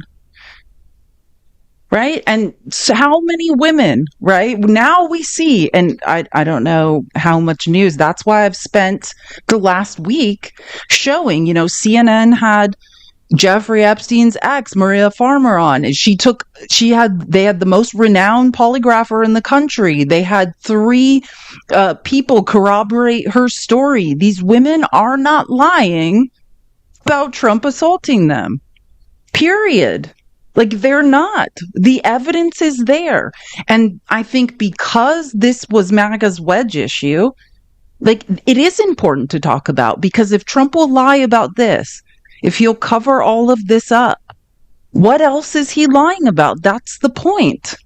Period. Period. Loud liberal. Absolutely. Joby, thank you for the 10 giveaway subs. You're amazing. I appreciate you so, so much. You're the best. W Joby in the chat. Wait, and did I miss one? No, those are the receipts. I'm sorry. Okay, there we go.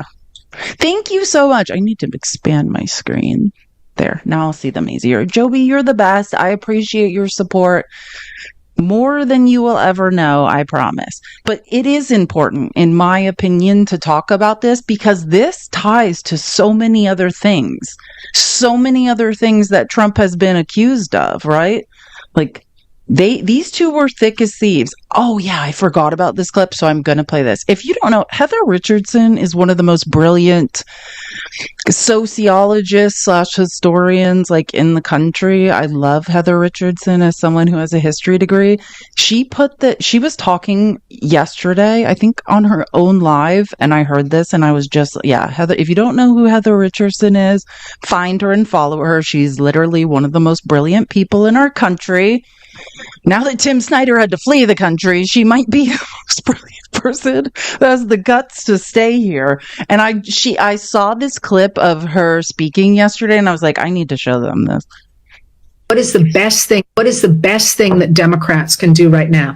I'd like to remind you that this is no longer about Democrats and Republicans. This is quite literally those of us who care about democracy against those who are trying to replace it with an autocracy. And that is the point. Like, every way, and this is my pitch to MAGA. Like, believe whatever you want to believe. Stay on the far right, but understand that every bit of democracy that Trump erodes can later be used against you, right? That's the point. I'm not worried about who's doing it now. We have to protect democracy, because once democracy is gone, it's gone forever. It doesn't matter who comes to power and what they're going to use the erosion of democracy for. Like, it's just, once it's gone, it's gone. And I do think, as a history major, I do think we are in late stage capitalism and the decline of the American empire. But hey, while we're all on this earth, let's do what we can to dig our heels in and save democracy. the one thing I would really highlight here is that the people who say it's a done deal are not paying close enough attention. That is, if this were a done deal that the autocrats were going to win, Stephen Colbert would not have had a show the night after CBS canceled his contract. Right now, he's still running with it.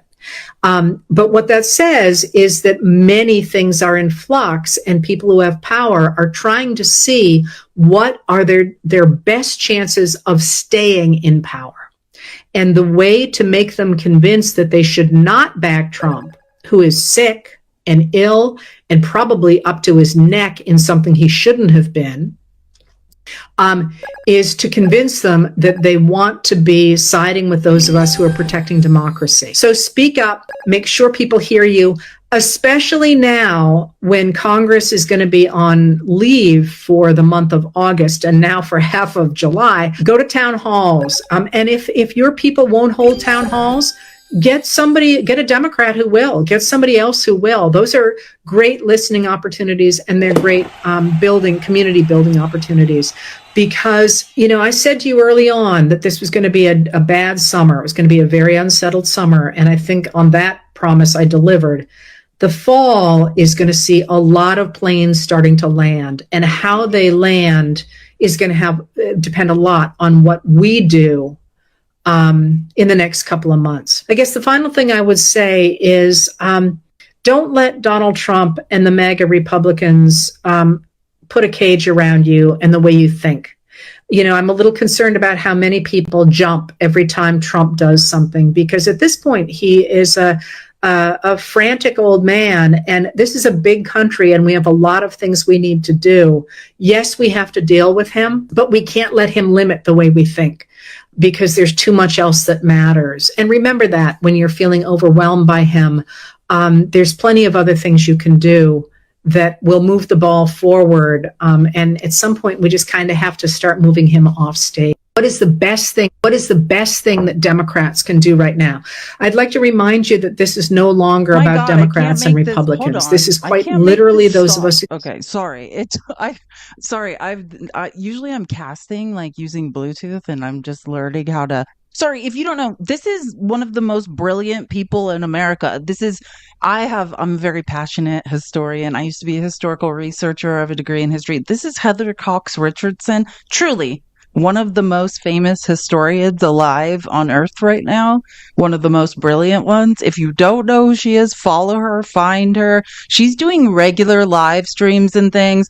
I mean, brilliant. I mean, one of the foremost, authorities on authoritarianism. If you want another person to follow, Ruth Ben-Ghiat. She's a professor at NYU. She wrote the Strong Men book that I think just was a New York Times bestseller. Yeah, I mean, Heather Cox Richardson is truly one of the greatest minds of our time. Because you always hear about, brilliant person, dead. No, she's still alive, kicking. I wrote papers on her in college. I was about to say I'm stalking her, but I don't think I should say that on the internet. I love her. She's amazing. She's brills. Oh my God. As long as I'm going through this is the presentation I was making in the middle of the night. Senator Mike Lee is a senator from Utah, who, by the way, is Ted Cruz's best friend. They met in law school and have been besties. He posted this on his X, and I took a screenshot before he realized it was fake. This idiot thought Jerome Powell resigned. Someone on X made like a fake Jerome Powell resignation letter through AI and posted it, and dumb Mike Lee posted it and was like, yeah, Jerome Powell's out. And then everyone's like, no, that's fake. And you're an idiot. And I just want to say, Mike Lee is not smart. This is the guy whose claim to fame in the Senate is trying to ban corn. I don't care if you're on the far left or far right. Do any of us not want access to corn? I don't think that's true. Please stop. Yeah, and sorry. I'll get into the Adam Schiff stuff. I have a really good article on the Adam Schiff stuff, but I'm going to focus on Epstein. If you haven't heard, and I'm not saying anything, I know MAGA loves a conspiracy theory. I try to stay away from, but one of the Epstein lawyers did drop dead yesterday. I'm just saying, I'm not saying anything. I'm just saying it did happen. I don't know. I'm just saying he was 80 years old and unalived in Coral Gables, but one of the most pivotal people who has all the information on the Epstein files and the trial suddenly is no longer with us. I'm just saying. And that's why this is just the people's receipts. I'm just going to have someone else talk about it because I'm not a spreader of conspiracies, but this did just happen yesterday. Ed actually fax texted me about it. Oh, he texted me again. Hold on, let me check his text messages. It doesn't seem like it, but what the fuck? Who knows these days? Yeah, he said his name's Roy Black, famed defense lawyer. Well, I'll let Brian Baez, which I know everyone's gonna be like, we love Brian. His name is Brian Baez, Baez. He's on TikTok as well, and I love his video. We all love his videos. If you don't know who he is, you're gonna want to follow him. It's at Mentally Divine. This is Roy Black, Jeffrey Epstein's lawyer, and I find it very interesting that people who know about this case are disappearing. Jeffrey Epstein's lawyer just died. And it's crazier when it comes at a time when CNN just broke some news. Newly discovered photos and videos shed light on Trump's ties to Jeffrey Epstein. Right here, you can see Jeffrey Epstein entering the main ballroom. We know that they've been friends for a fucking while. We actually have seen the video footage multiple times of them hanging out and partying. But this continuous proof coming out continues to show the link between Donald Trump and Jeffrey Epstein clearly. It's even worse when you realize that 1,000 FBI agents were asked to flag every single time Donald Trump's name came up in the Epstein files. And it's even worse when it comes say something about that, which we know that's true. Like, that's been talked about under oath in the Senate. But is anyone wondering, like, it's 300 plus, probably over 300 gigabytes of files. But can someone explain to me why you need 1,000 FBI agents to flag Trump's names in the FC? I know it's real. This has been confirmed that this has happened, and many Republican senators have said it, and Democratic. But it's digital files. You know what I'm saying? Like, why? What? I don't understand the number of people it's taking to figure out where Trump's name is. Like, that's the only thing. These are digital files, or they're PDFs. No, but even then, does that make sense? I don't know. But I mean, just that alone. Release the files, but you have people combing through the files, figuring out if you're in them or not, which we know. Like, someone brought up that the Wall Street Journal is talking about how they reported to Trump months ago that he was all over those files. Yeah, he is all over the files, right? Like, let me find the name of the article, because I'm about to just say something unsubstantiated. I have the name of the article. You know me, in the receipts. There is an article called An Accuser's. This is a New York Times story that came out just a couple days ago. It's one of the ones that Trump's losing his ever-loving mind over. I'll turn it into a gift article, and I'll add everyone in the Discord. It's called, you can listen to these two, you don't have to read. An Accuser's story suggests how Trump might appear in the Epstein files. And they're just saying might. Like, the point is that there's all sorts of ways we know that Trump is all up in the Epstein files, because this one person, if you watched Monday's live, I was playing all these interviews that have been done, that they've given polygraphs to these people. They have minimum of three corroborating witnesses, and they have their FBI reports they made, right? So they have all these people that have come out and said, yeah, I made FBI reports twice. That's how I know Trump's in the Epstein files, because I reported him. Like, so this is just one example, and I'm going to turn it into a gift article, and I'll at everyone. But this is just one way, but there's many different journalists who are interviewing people and corroborating stories of people like, yeah, I talked to the FBI. I am part of the Epstein files. I know Trump's in it for that reason. So that's why we know Trump's in the Epstein files. And that's why, if you're like, how the F do so many senators know that Trump's combing through the Epstein files and like figuring out how many times he's mentioned? Because he's been journalists know, everyone knows, right? Because people were this one woman apparently contacted the FBI about Trump multiple times. Here, I'll put this in the Discord right now. At a time when Donald Trump continues to call people who wants the Epstein files released troublemakers. So we know Donald Trump is literally a part of the cover-up. He doesn't want this Epstein file to be released. And now, Roy Black, who represented Jeffrey Epstein in his case, who was part of Epstein's defense team, particularly in connection with the sex trafficking charges filed after allegations of underage girls being abused surfaced in Palm Beach County, just dies. And all the information with him. And now the Republicans, House Speaker Mike Johnson is literally closing down the House of Representatives early for summer recess. Republicans are literally closing Congress early so that they can stop voting on everything because they're afraid to have their vote on record on releasing the Epstein files. This is how deep this cover-up is. And not only that, but the Department of Justice just reached out to Ghislaine Maxwell, Epstein's girlfriend, who is currently in jail. District Attorney Todd Blanche says justice demands courage. For the first time, the Department of Justice is reaching out to Ghislaine Maxwell to ask, what do you know? At Attorney General Pam Bondi's direction, I've contacted her counsel. I intend to meet with her soon. No one is above the law, and no lead is off limits. Yeah, but I mean, listen, I don't know. I could make an argument both ways. I don't really. Here's the thing: release the Epstein files. Ghislaine Maxwell has been seeking a pardon, and this has been known. There's been reporting on this for years from Trump. And I don't care. And I think actually, I hate this. This is like the third time this week I agreed with something Marjorie Taylor Greene said, but I don't give a shit what Ghislaine Maxwell is saying. Release the files. And then we'll decide if we believe or can corroborate anything she's saying. Like, that's like saying, a guy who's a serial killer in prison, like, do we believe what he says or evidence around, you know what I mean? Like, I don't care what she says. Like, I don't think any of us, and I mean that, like, because I don't know what she would say or wouldn't say, but I doubt she's going to corroborate Trump.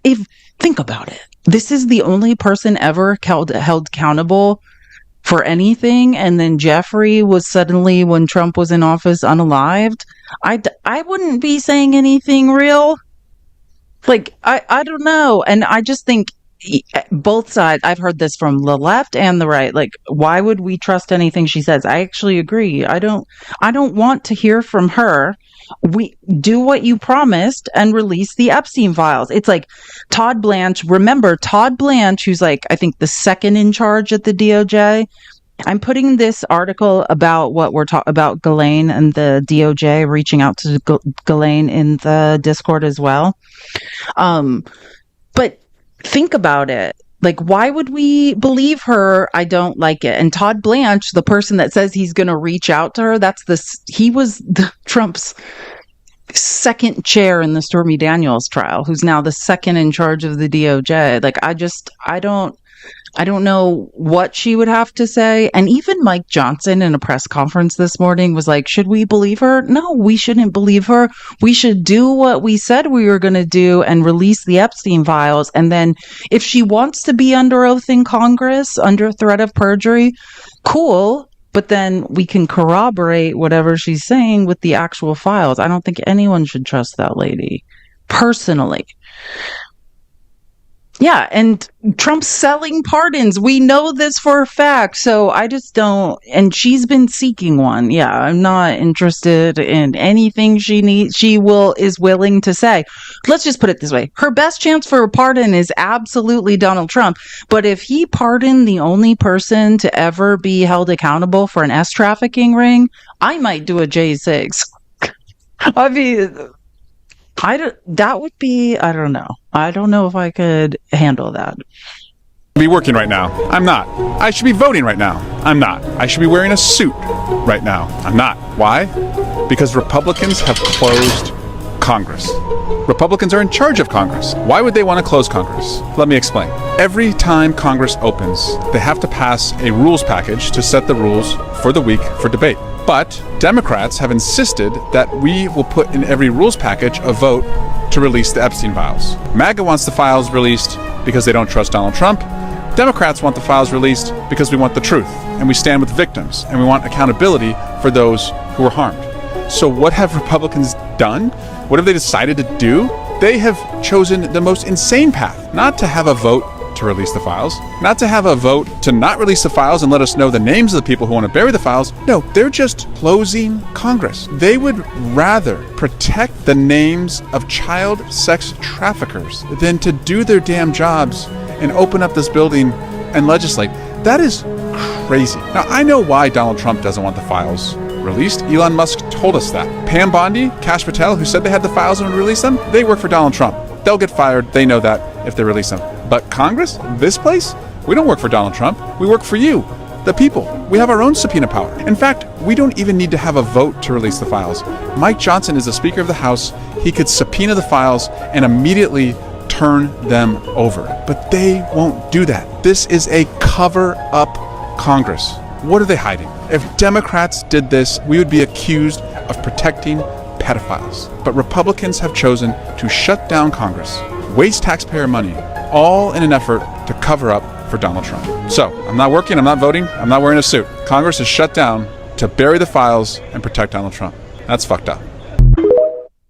I like Eric Swalwell. I like the way he worded that. Oh, wait. What? I'm trying to click on. Wait, why is this not pulling up? Yeah, here. I'm assuming this is either a link to. Yeah.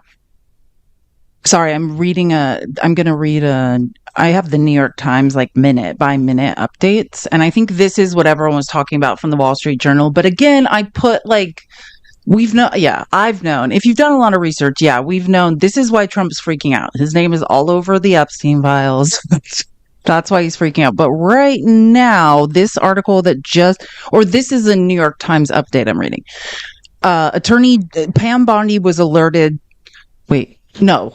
Oh God, Pam needs to go actually. But I just want to say, Pam Bondi only does what Trump wants her to do. But I don't like her, and I could do a 5-hour live on her ties to the swamp and to lobbying firms and to lobbying so countries can, send people to act as foreign nationals on U.S. soil. Like, I don't like Pam Bondi's gross, but she works for Trump and she does whatever Trump tells her to. So if we're going to hold someone accountable, it still should be Trump. But this is the latest, one of the latest updates from the New York Times. Attorney General Pam Bondi alerted Trump he was named in Epstein files. This is why Trump was freaking out. And understand, hold on. Sorry, I'm just making sure this doesn't go to sleep.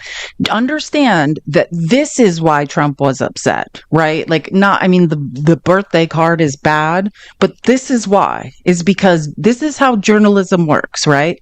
He's being contacted left and right by different outlets saying, hey, we've done our due diligence. Our legals approved it. We've done polygraphs. We have 5 sources. Like, we know this to be true. We're going to publish. And Trump's behind the scenes all week trying to threaten people, threaten lawsuits and say, don't do it. And now you see what everyone is publishing. It's all these accounts from individual people who say Trump essayed me. It's this stuff. Here's what, wait. Is this a full article? I'm sorry. Hold on. It says share full article, but where is the article? Oh, it's Maggie Haberman. Trump is not going to be happy. Attorney General Pam Bondi informed President Trump in the spring that his name appeared in the Jeffrey Epstein files. Yeah, which, if you follow journalism carefully, I think this was very obvious for years that Trump was all up in the Epstein files. So that's when she was like, I've got the list on my desk. I guess this is what she was saying. Like, by the way, bro, you're all up in there.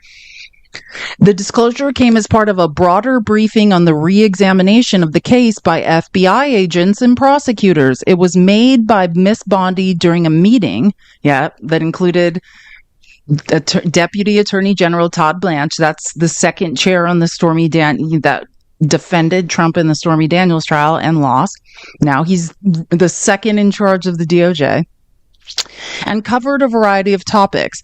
Miss Bondi frequently meets with Trump. Yeah, we got that. Miss Bondi and Mr. Blanche informed the president that his name, as well as those of other high-profile figures, yeah, no shit, Sherlock, that's the point.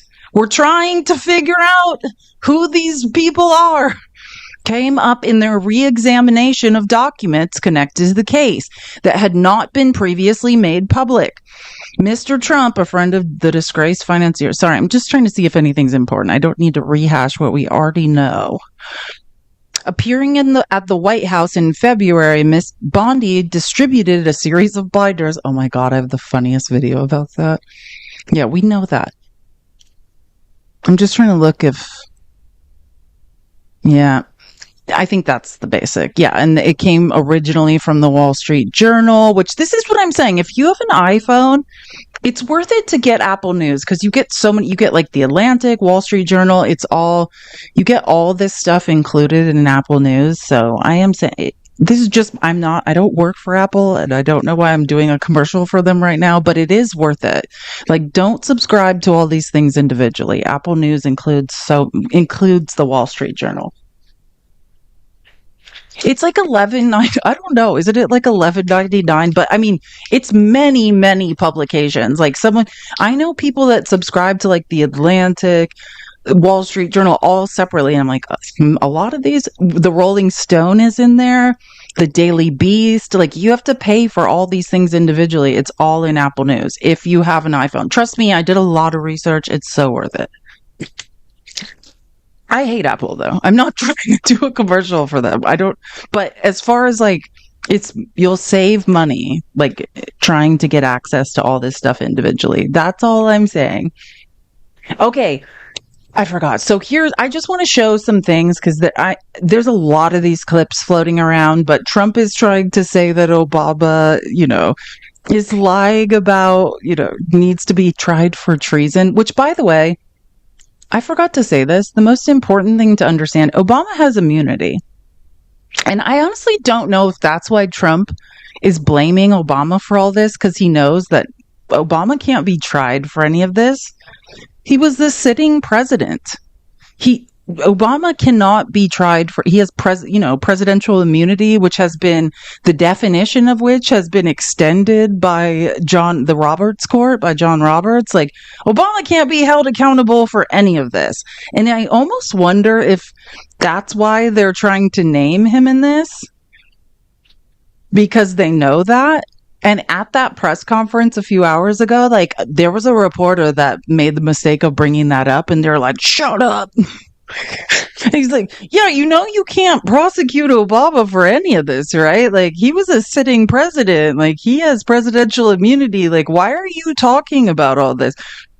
Yeah, just to be clear, Obama can't be held accountable for anything anyways. Just like Trump can't, just like Biden can't. John Roberts said presidents are kings.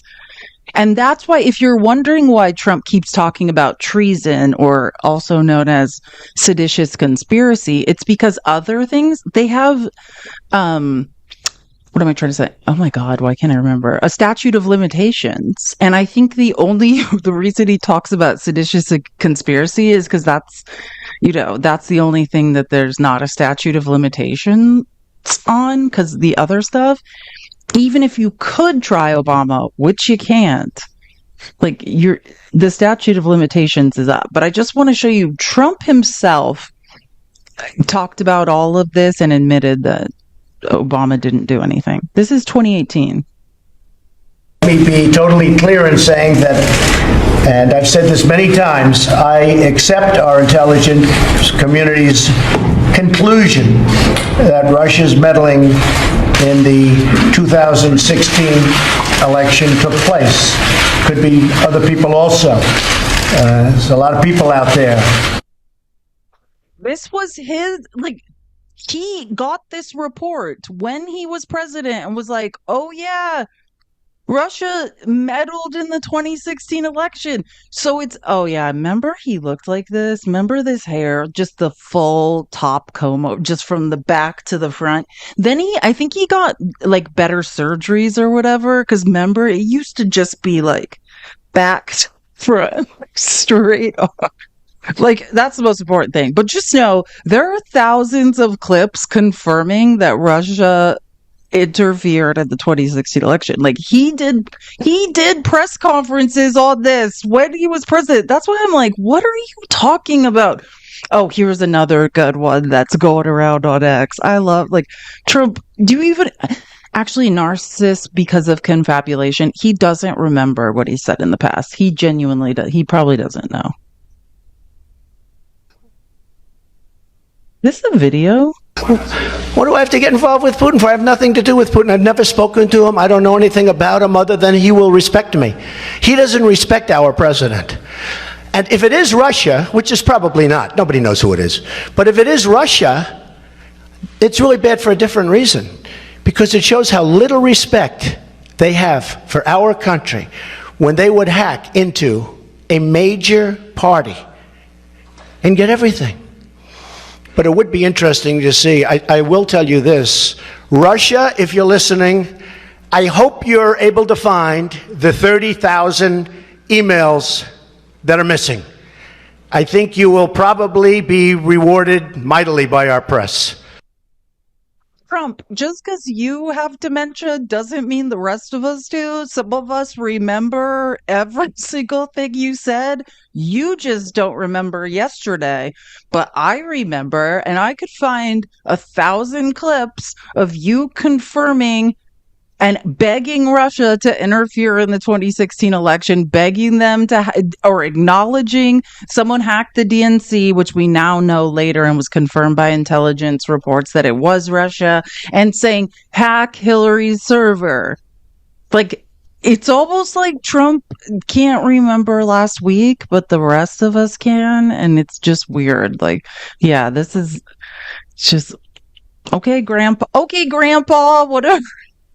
Like, Trump can't remember like an hour ago, and so he thinks he's like doing something, and it's really scary. Okay, and Mr. Global made a video about this as well. I like when he veers off of like oil and gas. With the objective of subverting the will of the American people, who in November of 2016 delivered a historic victory to President Trump, defeating Hillary Clinton. And President Obama and his team, their goal was to essentially not accept the decision of the American people and to use this manufactured, politicized intelligence as a means to enact what would become essentially a years-long coup. Here's the problem with that. On December the 15th of 2016, Barack Obama publicly stated, "We are not going to be relitigating the 2016 election. There is absolutely no evidence that Donald Trump or the Trump campaign played any role in Russia's activities in our 2016 election process." In addition, between the time of Election Day and when he left office, he consistently asked the American people to accept Donald Trump's victory in the election. He called for unity, and he said, "We are not all Democrats or Republicans. We are Americans, and this is our process."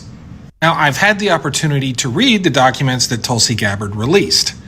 They're all about cybersecurity and hacking voting machines. And the basic difference is here is while intelligence community was saying no voting machines have been hacked, and that was true, the DNC, Hillary Clinton, and John Podesta had all been hacked by the Russians. So basically what this comes down to, as far as the Republicans are concerned, as long as no voting machines were hacked, there was no interference. And hacking a presidential nominee's email and the Democratic National Committee's server and everything else they hacked so they could slow drip information during the entire campaign, as far as Republicans are concerned, that's not election interference. That's just politics. And that is where Democrats and Republicans disagree. And basically, by Barack Obama believing that hacks of the DNC, Hillary Clinton, and John Podesta, by him believing that that is election interference, they want to charge him with treason. There was never any type of claim that voting machines were hacked. There was never any claim of that. And there is nothing in these documents. There is nothing in these documents. I have no idea why they were classified. There was no attempt by Barack Obama, Hillary Clinton, or anyone else to overturn the results of the election. Unlike in 2020. Yeah, unlike in 2020. Guys, now, I mean, I already said all this throughout the live, but I always like to find a white man to repeat everything I told you, just for the, in case MAGA's listening and they're like, that's just a woman who's tiny brain. We can't trust that. So I always like to find a white male, who most people trust, and then just be like, see, A white man said it. So for anyone who's like, I can't trust her, her hair is too long, don't worry. I found a white man who said it. So the struggle is so real. So you guys know it's true now. In case anyone was on the fence, a white man said it too. But he is right. There is nothing in those. Especially, he's talking about the first 114 pages. Thank you so much for the $25 on Cash App, Ave. Thanks for today's receipts. You're the best. Thanks for being here. But absolutely. And I just want to point out again how crazy it is. Maybe Trump's just bringing up Barack Obama because he knows he has immunity. I honestly don't get it, because think about it. Like, the Mueller report, that was a special counsel when Trump was president. None of it makes any sense. All the reports that confirm ties between the Trump campaign and Russia, that was during Trump's presidency. Like, so that's why it's confusing. And Obama had nothing to do with any of it. So it's all very strange and nobody gets it. Oh, this is Tulsi Gabbard in 2018 talking to Joe Rogan. So just think about Tulsi Gabbard and how she's saying all this stuff now. This is how you know Tulsi Gabbard's a liar. Either you were lying in 2018 or you're lying now, Tulsi. Which one is it? You can decide when you were a liar. I think when you're talking about and there's so many, I don't know, I'm kind of going in a few different directions here with these social media giants, how they're being misused to further certain agendas in different ways. But when you're talking about like these Russian troll farms that you mentioned, what is missing from all of the news coverage around this and all of the outrage about how this foreign country is trying to influence our elections, which is wrong and which the American people need to be aware of where this information is coming from, is the fact that and you're saying, why does somebody do that? Well, because this country does want to influence who we're electing, right? Yes. Like, we'd rather work with this person. We know that person is not going to be nice to us. The United States has been doing this for a very long time. Sure. In countries around the world, both overtly and covertly, through these kinds of disinformation campaigns, not even counting like the outright regime change wars. We're going to physically take you out. And I think Tulsi Gabbard thinks she knows something in 2018. Yeah, Tulsi, if you read books, yeah, we all know this. Like, you don't know you and Joe Rogan are having people who read books and go to college. Yeah, we all know this. It's all documented by Pulitzer Prize winning journalists and people who wrote books and textbooks on this subject. Like, you're just happen to be talking to people who can't read and they think you're a genius. Yeah, all this is documented. Thank you, state the obvious, weirdo. But also now you're saying the opposite, which is kind of weird. But also notice how even in 2018, she's like, yeah, Russia's interfering in our elections, but we're interfering in theirs and other places around the world. She's always been carrying water for other countries. Who does she work for?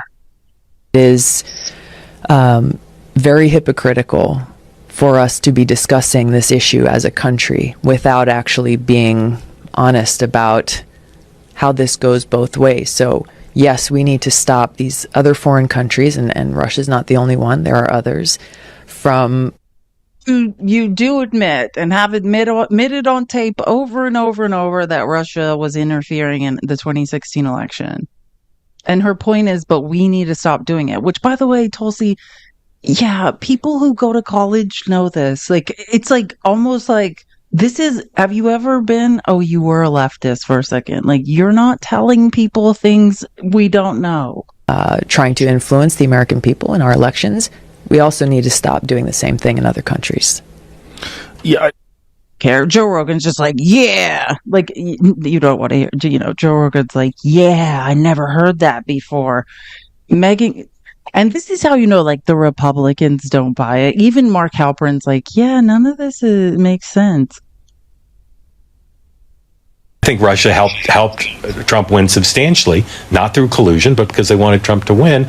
And that is something she's playing down. What she's playing up is that they somehow broke the law in trying to protect Hillary Clinton. There are people associated with Barack Obama who leaned into collusion, without a doubt.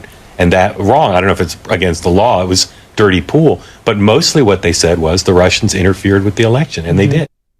Been on Megyn Kelly's podcast, all the Trump sycophants don't buy what Tulsi Gabbard's selling. But again, collusion, what are you talking about? Just to be clear, that's a Mark Halperin, you know better. The Mueller report investigated ties between the Trump campaign and Russia. There were 13 Russians indicted. There were people in the Trump campaign who were indicted and pled guilty. There are many ties that were discovered and investigated between the Trump campaign and Russia. Now, I don't know why colluding to what? Not necessarily to break into voting machines. Again, no one ever said anyone broke into voting machines. But were there ties that violated campaign rules between the Trump campaign and Russia? Absolutely. Which, again, this is just Barack Obama's statement. Out of respect for the office of the presidency, our office does not normally dignify the constant nonsense and misinformation flowing out of this White House with a response. But these claims are outrageous enough to merit one. These bizarre allegations are ridiculous and a weak attempt at distraction. Nothing in the document issued last week undercuts the widely accepted conclusion that Russia worked to influence the 2016 presidential election, but did not successfully manipulate any votes. That's literally what the Mueller report says and what the Senate Intelligence Report concluded. I mean, that's basically it. 800 pages later, that's kind of what they said. These findings were affirmed in a 2020 report by the bipartisan Senate Intelligence Committee led by then Chairman Marco Rubio. True story. All a true story. Were you lying then or were you lying now, Marco? Out of respect for the office of the presidency, our office does not normally... this is just them reading it. Sorry, I forgot what that was. Oh, this is a new poll that came out this week. This is a CBS YouGov poll. Should DOJ release all of its information regarding the Epstein case? 89% said it should. 11% said should not. Who the F are these 11%? Why should you not release? I don't know. That's weird. Oh, wait. And I forgot. I got new polling from Harry Enton today. You guys are going to want to see this. Hold on. This is good stuff. I forgot about this clip. Let me find it. Gonna have to skip ahead, but it's worth it. Oh my God. I forgot about all these clips. They're good. Here. Okay. This is from today. This is like the polling that came out on CNN this morning. And this is not just around the Epstein files. This is larger, like, sentiment, which I think is really, I should have screenshotted because it's like, let me just read some things real quick. So on immigration, Trump is now negative 5 points, 5 points underwater. On the economy, he's 14 points underwater. On foreign policy, he's 14 points underwater. On trade, he's 15 points underwater. And on the Epstein case, Trump is 37 points underwater. It doesn't matter who you are, nobody likes what Trump is doing. So the president says things are great. What do the voters say? No, I think is the answer. 6 months in, the rules of political gravity. Say it. So Donna said the 11% are the people on the list. I know. It's like all the billion. It's the billion. It's the people on the list. So the president says things are great. What do the voters say? No, I think is the answer. 6 months in, the rules of political gravity absolutely apply to Donald Trump, and the USS Donald Trump is taking on a lot of water. What are we talking about? Trump's net approval rating. Look, he started off back in January +6 points on the net approval rating, -3 in March, -7 in May, and now he's at a term too low at -11 points. His net approval rating has dropped nearly 20 points in the aggregate since the beginning of his presidency. The American people do not like what they're seeing, and Donald Trump's administration is in a ton of trouble at this point in the minds of the American voters. Well, on what issues do the American voters seem to disapprove of him? They disapprove. understand those are the aggregate overall approval ratings. So just before we break out the issues, that is the decline. And just know this is the honeymoon period of any president. The highest your ratings ever should be or would be. Right? This is before everyone starts hating you. And I always say this, like, I see the world in patterns, and it's good to start noticing them. It doesn't matter who's elected president. Like, for the first, 6 months to a year, people are like, oh, I elected this guy, so I like him. And then, it's pretty much a sleigh ride into disappointment. That's very common. But that's what's so scary about these numbers is this is the honeymoon period. We should not hate him yet. And it's not going good. I can't imagine where we'll be on year 3. People are going to be burning down the White House at this rate. The FOD said, I think the Wall Street Journal is luring John Trump to court for discovery. What do you think? I mean, here's the thing. Yeah, I think it's important to understand that. Way before they publish anything, all of these articles, because it's the New York Times, it's the Wall Street Journal, it's ProPublica, all these publications that are CNN that are interviewing the victims of Epstein or publishing that they know he's all up in the Epstein files and that Pam Bondi alerted Trump in April he was in the Epstein files or whatever. All of this has gone through an entire legal department. It went through the professional, because there's a national, I could be like, I'm good at checking facts. No, there are professionally certified fact checkers. There are, the editorial staff. I mean, this shit is airtight, before. And then they contacted Trump behind the scenes and they're like, here's what we have and we're going to press. Do you have a comment? And that's why Trump, now you see how he's flailing around and furious. And that's why. So yeah, by the time they published, they already knew Trump was going to sue them. And they're like, we're doing it anyways. And I said this, I've never seen the Wall Street Journal do more real journalism in my life, which is an interesting choice. And I don't know, Lachlan Murdoch, I talked about this. Lachlan Murdoch is Rupert's oldest son, and there was this huge fight in Nevada probate court. Look this up because it's fascinating. There are siblings of Lachlan Murdoch who are liberals.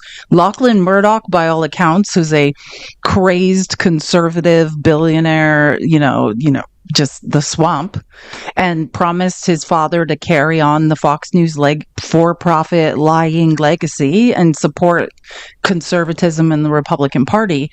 And Rupert Murdoch was worried the liberal siblings were going to dilute the vision and the profits of Fox News Corp, of the Wall Street Journal, so he tried to cut them out.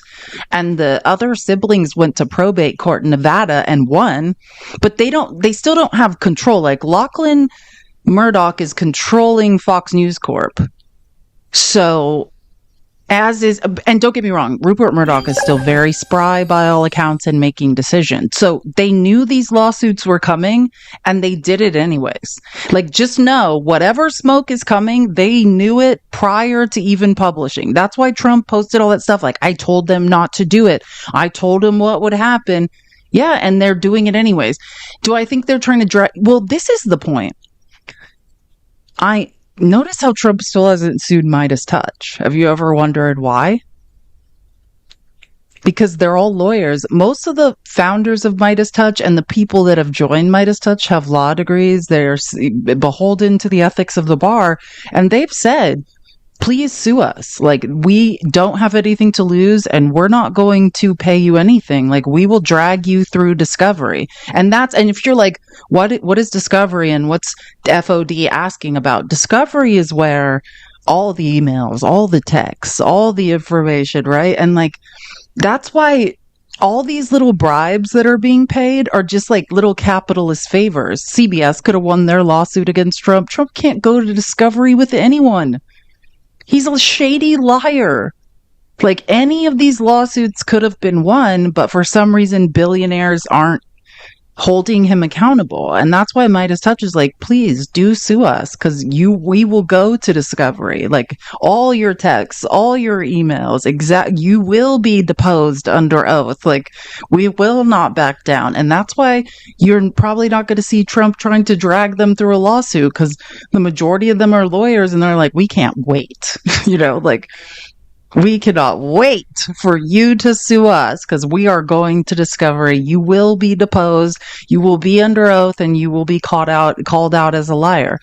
So yeah, I think it's interesting because oh wait, it's so funny. Okay, FOD, I actually have something. I have a Jon Stewart clip. Let's finish this. Let's finish the numbers on how this is from today, how much mathematically no one likes Trump in this country. And then actually, I have a really good Jon Stewart clip I think will answer this question. Proof of him on all of the issues. He's underwater on all the major issues of the day. Trump's net approval rating on all the major issues, minus 5 points in immigration, his best issue. He's underwater. How about the economy? That was what he was elected for. Minus 14 points. How about foreign policy? Minus 14 points. How about trade and those tariff wars? Minus 15 points. And of course, the Epstein case, the lowest of the bunch, minus 37 points. 37 points below water. My goodness gracious. On every single issue, Donald Trump is below water on all the major ones. They're all dragging him down. No matter, it seems, what Donald Trump does, the American people do not like it. And that is why at this particular point, he's at a term 2 low. It's interesting because this is the issue that may be on the top of many people's minds as members of Congress head home for this extended summer recess. And it's his worst one. I'm not sure that House members will be excited to see that number as they leave Washington today. So where does his overall approval rating stand compared to other presidents? Okay, I do have one piece of... This is fascinating. This is how bad it is. Because without context, like, is this bad? Is it not bad? This is where you really understand, like, oh, everyone hates Trump. Like I said, this is supposed to be the honeymoon period of a presidency. Good news for Donald Trump, and that there is one other presidency that has a lower net approval rating at this point than this one. The bad news is that it was Donald Trump's other presidency, his first presidency, net approval rating 6 months in. The worst was in 2017. Donald Trump was 16 points underwater. The second worst, however, is this Donald Trump presidency, 11 points underwater. The average president at this point since 1953 has a plus 27 net approval rating. John, do some quick math with me. It seems to me that Donald Trump is about 40 points lower than the average president at this particular point. He is the second. Or what? 42 points lower. Do you see what I mean by this is supposed to be the honeymoon period? Like, he's the average president, if you average him out, is at plus 27 right now. Like, just understand, nobody likes Donald Trump. And if you single out, which I have so many things to show you guys today, if you single out the independents, which is what sways elections, right? Independents effing hate this man. Like, that's what matters. Like, oh, the people that put you there and who are, agree with you, cool. But the swing votes you need to be put back there, independents are like, get the out of here. Like, they hate him. Worst net approval rating at this point. He is underwater on all the major issues of the day. The bottom line is 6 months into this administration, I think that most Americans would apply the word or words disaster, terrible, awful, horrible. I think that is the way that the American people would see it at this particular point. He is so like this guy. I like the energy. Words are disaster, terrible, awful, horrible. I like him. Like, he's one of the few people on CNN, like, anyone who has that much, like, enthusiasm for statistical analysis, like, okay, like, I don't think any of us give a shit. Wait, what did I just say I was going to show you guys? What is it? I said I needed to show you guys something after this. What is it? Oh my God. Oh, the Jon Stewart clip. Okay. I'm like, do not let me. I always do this. I'm like, I have something to show you guys, and then I forget what it is. Hold on, because this is good. Oh yeah, for FOD, for your super chat question, this is gonna be good. I promise, because it's true. Like, Jon Stewart is basically doing the news. People are like, oh, it's comedy. It's like, actually, I think he's just saying very obvious things that are true. Hopefully, I'll probably get a copyright violation, but it's worth it. The shows that you now seek to cancel, censor, and control, a not insignificant portion of that $8 billion value came from those fucking shows. That's what made you that money. Shows that say something, shows that take a stand, shows that are unafraid. And not to, believe me, this is not a we speak truth to power. We don't. We speak opinions to television cameras. But we fucking try every night. And if you believe, as corporations or as networks, you can make yourselves so innocuous that you can serve a gruel so flavorless that you will never again be on the boy king's radar? A, why will anyone watch you? And you are fucking wrong. You want to know how impossible? Is it true? And these are just other billionaires who are like, let me just explain, like with ABC settling that lawsuit, ABC's parent company is Disney, right? And Disney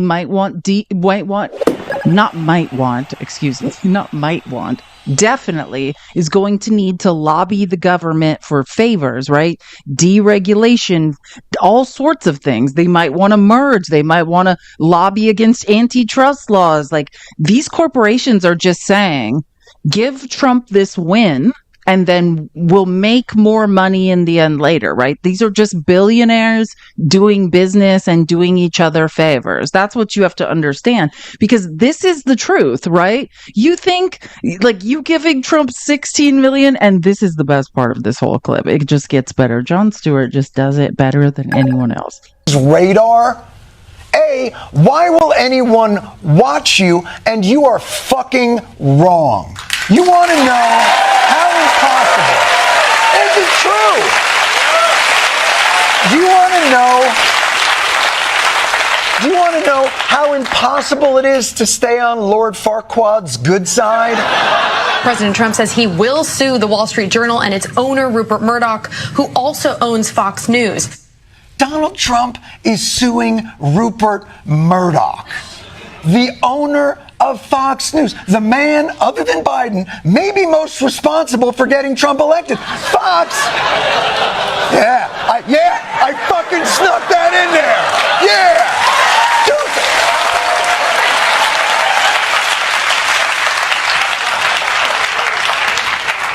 Fox spends 24 hours a day blowing Trump, and it's not enough. Imagine suing someone mid-blow. How could you? Finish up down there, and I'll see you in court. Fox paid $780 billion for spreading election fraud lies that Trump just released 114 pages that directly proves is wrong. What Tulsi Gabbard is saying, read the files I released. It's 114 pages of Russia, not just Russia. No one can break into our voting machines, and no one ever has.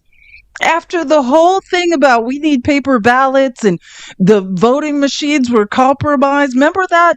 Fox News Corp, Rupert Murdoch paid $786 million because of that. And that's not enough. Dude, like, that's what you have to understand. Narcissists are transactional. You're only as good as your last transaction, and they have no memory. I was raised by one of these people, but much smarter than Trump. Like, nothing, they don't care. Nothing is ever good enough. They don't. 5 minutes later, you owe them something again. It's ridiculous. If you think, oh, if I just get on my knees or give him a Andrew Jackson now, he'll leave me alone in the future. No. Nothing is ever going to be good enough. It's delusional, because that's what they're banking on. Is like, hey, if we just give them this public win, 16 million is nothing to these conglomerate corporations with huge holdings. And the shareholders are billionaires. They're like, this is like, I could find this in my couch. And it's not ever, he's never going to stop. It will never be enough. It's like the law firms that sold out to him. What are you doing? You've compromised your ethics and have lost all your other clients, and it's still not enough. It's a joke. So yeah, I think Jon Stewart always says it best. And yeah, I think Rupert Murdoch, maybe he learned that lesson. Maybe Lachlan Murdoch learned that lesson. It's like, hey, we're damned if we do. We paid $786 million at propagating Trump's lies, and that, that wasn't enough to curry his favor. It's never going to be enough. Bend over once, you got to bend over twice as hard. Like, I don't know what people are thinking. Like, it's hilarious watching corporations think 16 million. Fox News Corp paid $786 billion. He's trying to ruin their lives every single day. It will never be enough. He does not care. He's a narcissist. Everyone owes him something every minute of the day in his own mind. It will never stop, and it will never be enough. And that's the lesson of being raised by narcissists. Children of narcissists know this. They will never stop. It will never be enough. You have to stop them, or you have to cut them out of your life. Like, we have to stop Trump. If you're thinking it'll be enough, this term, his second term as president, that's going to be enough for him. If you're under the impression that it will ever be enough, it will not. He will not stop until we stop him. I promise you that. Anybody, any child of a narcissist knows they don't stop until you stop them. You've got to out crazy them. I mean, truly. You should see the fear in my mother's eyes when she looks at me, because I was just like, surprised. I am, however crazy you are, I'm crazier. You have no idea.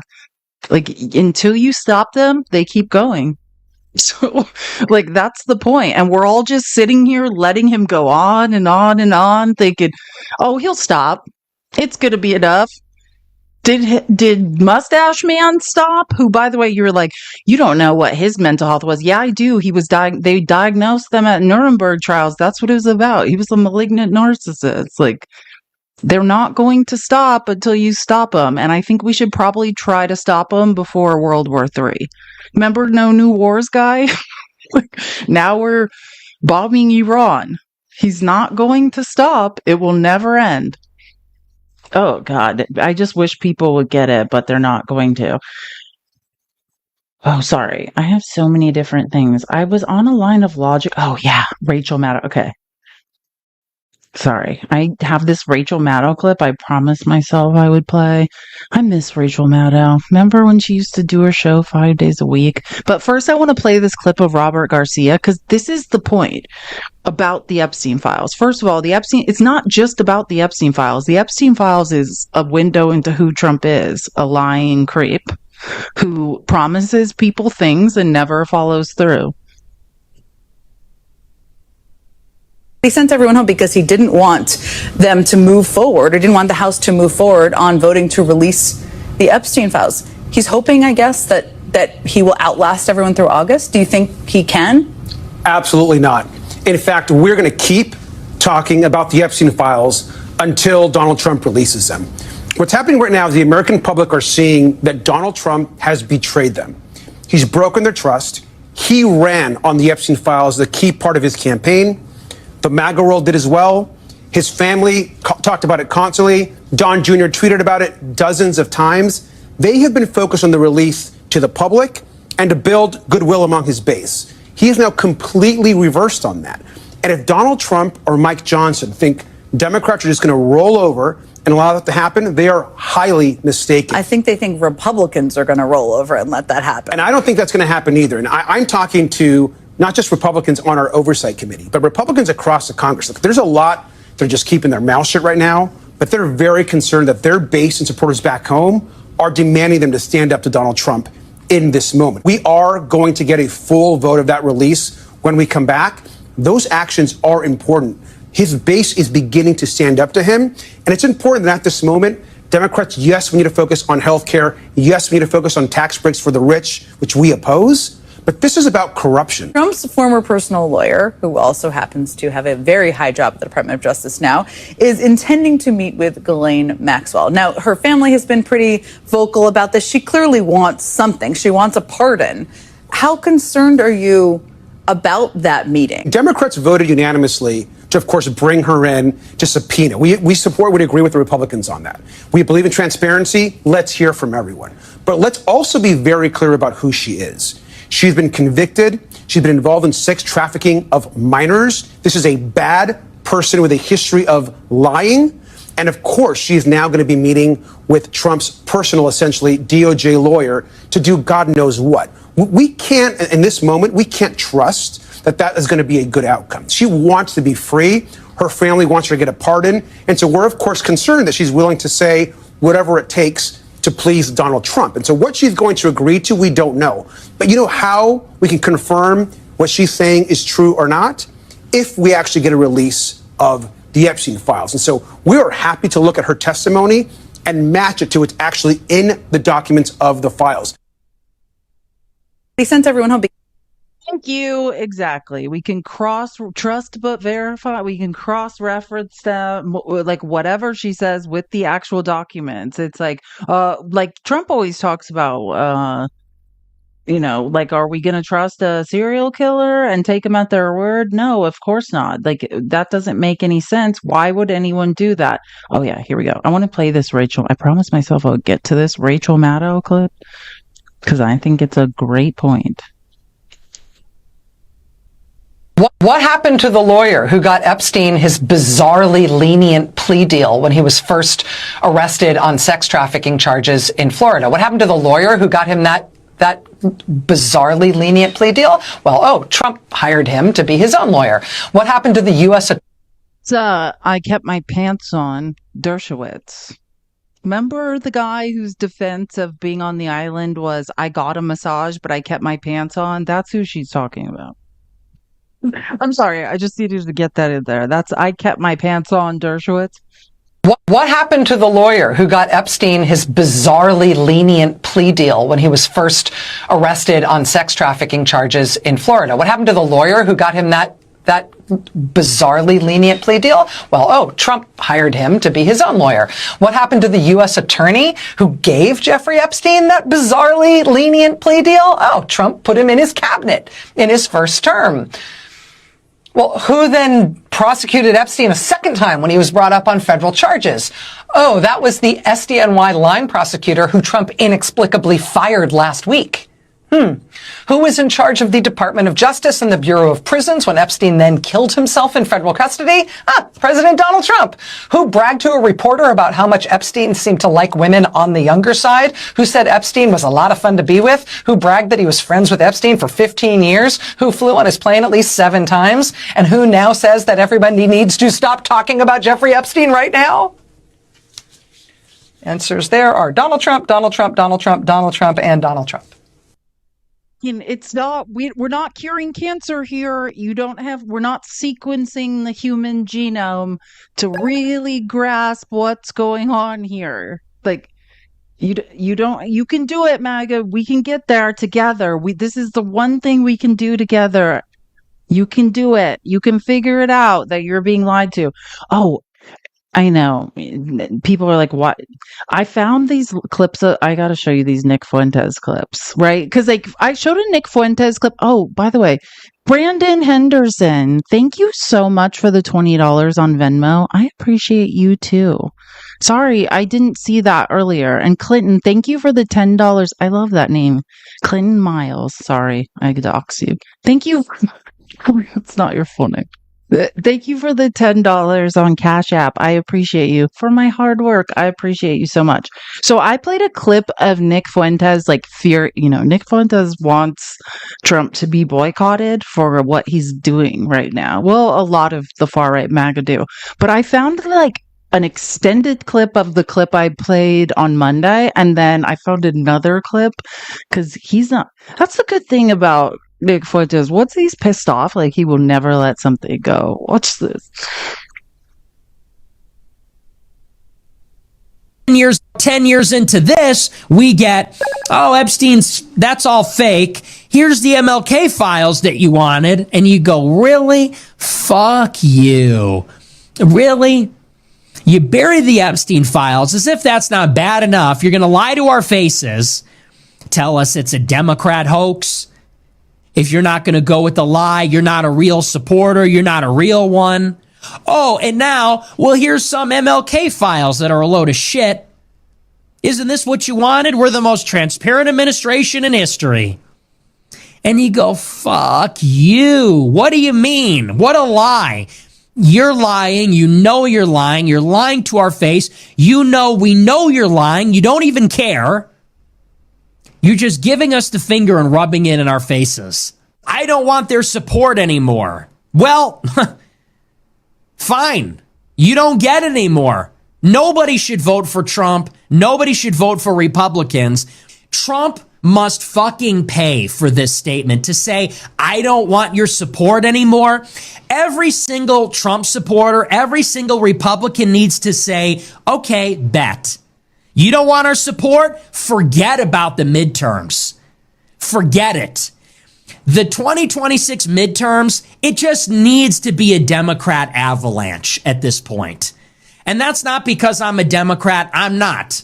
I don't like the Democrats. I hate the Republicans more because the Republicans are traitors. Because I have voted for Republicans. I have supported Republicans and they shit on our face.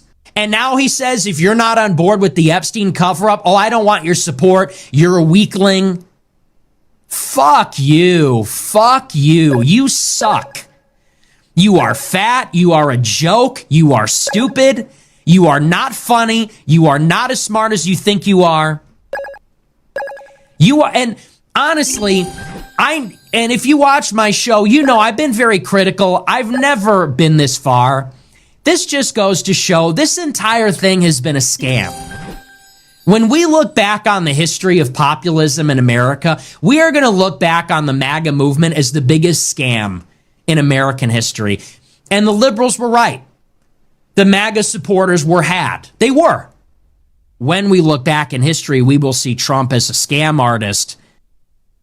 10 years into this, we get, oh, Epstein's, that's all fake. Here's the MLK files that you wanted. And you go, really? Fuck you. Really? You bury the Epstein files as if that's not bad enough. You're going to lie to our faces, tell us it's a Democrat hoax. If you're not going to go with the... I could listen to, like, but by the way, when I brought up like 4 months ago that Nick Fuentes started talking shit about Trump, people like, you're a white supremacist. No, my job is to keep an eye on white supremacists. He's been doing this for months, by the way. This is like the last straw. This is like the last straw for Nick Fuentes. Like, he's now like, I will fucking unalive someone over this. And now 10 years into this, we get, oh, Epstein's, that's all fake. Here's the MLK files that you wanted. And you go, really? Fuck you.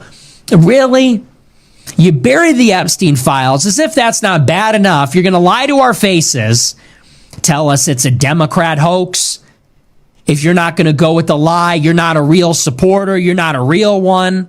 Oh, and now, well, here's some MLK files that are a load of shit. Isn't this what you wanted? We're the most transparent administration in history. And you go, fuck you. What do you mean? What a lie. You're lying. You know you're lying. You're lying to our face. You know we know you're lying. You don't even care. You're just giving us the finger and rubbing it in our faces. I could not get enough of, because by the way, I've watched this child, like, isn't he like, how old is Nick Fuentes now? Is he like 27? I've watched him since he broke into CPAC when he was like a little kid. So it is nice watching him realize like, oh no, you weren't fighting for truth. Like, you were just too young to understand what was going on. So it is nice that he's like, oh shit. Like, everyone was lying the whole time. Like, yes, now you get it. So yes, have I enjoyed the last 6 months watching Nick Fuentes get angrier and angrier and angrier? Yes, because he was just like so delusional there. Like, the first 5 years of Nick Fuentes, I was like, I don't know if we're going to survive this. How old is Nick Fuentes? No, he's not that young. Like, I don't think he's as young as everyone thinks. He's been doing this for a while. Nick Fuentes' age. Hold on. Yeah, he's 26. Is that what I said? He's like 26. I think I get it. Yeah, he's been doing. Remember, he broke into CPAC when he was like 20 or something. Like, this has been going on for a long time. I feel like I've been suffering through this for 5 years, and finally, I'm like, oh, he's growing up. He gets it. He can read now. Like, I think you just get old enough to start seeing patterns, and start realizing like, oh, like this is not idealistic. Like, it doesn't matter what someone's saying. Like, yeah, and believe me, I'm not saying he's a good person. So don't misunderstand me. But like, for watching a child who was so idealistic to be like, oh, I'm fighting for truth and what's right. And Donald Trump is everything that is right. It's like, wake the up. Like, so watching him wake up and be like, oh, just kidding. I had that all wrong. Yes, you did, little boy. You did. Also, the Shitler stuff. You should probably cut that out. And the white supremacist stuff, being that you're not white. That's also very strange. And we're still wanting, probably therapy is what you're going to need for that. Because that's a bigger issue that none of us can solve for you. Sorry, I'm just trying to remember. Oh, yes. Okay. Sorry, I have so many different things I want to get into. Actually, I'm trying to think. Okay. I suggest, and I put some of this in the Discord, but like Ben Meiselas and Midas Touch has been doing these like hours long podcasts exposing like Trump's relationship to Epstein and interviewing people that like witnessed Trump being a creep. So I would definitely suggest checking out like the Midas Touch podcast and their work on Epstein, because a lot of this stuff I just cannot play on TikTok. There's no way I can play a lot of this stuff on TikTok. It will get taken down and I'll get banned. I'm just gonna start playing some of this and like let me see how it goes, because like I don't know. I just want to play because this is a new one he did about 2 Live Crew, like that, like they like pioneered hip hop. This is actually kind of interesting because I'd never heard this before. Like, they're doing a lot of reporting, and I've heard a lot of stories about Epstein and Trump and their, the creepy things they did together. And I actually hadn't heard this one. So Uncle Luke, yes. So Uncle Luke, I couldn't remember which one. Yes, Uncle Luke. I was gonna say something. I was like, Cool Hand Luke. I was like, no, isn't that like some guy who did Western? No. That cannot be right. Is that Clint Eastwood? I was like, that's not right. Uncle Luke from 2 Live Crew. I'd never heard this story before, and I've heard every Trump and Epstein story.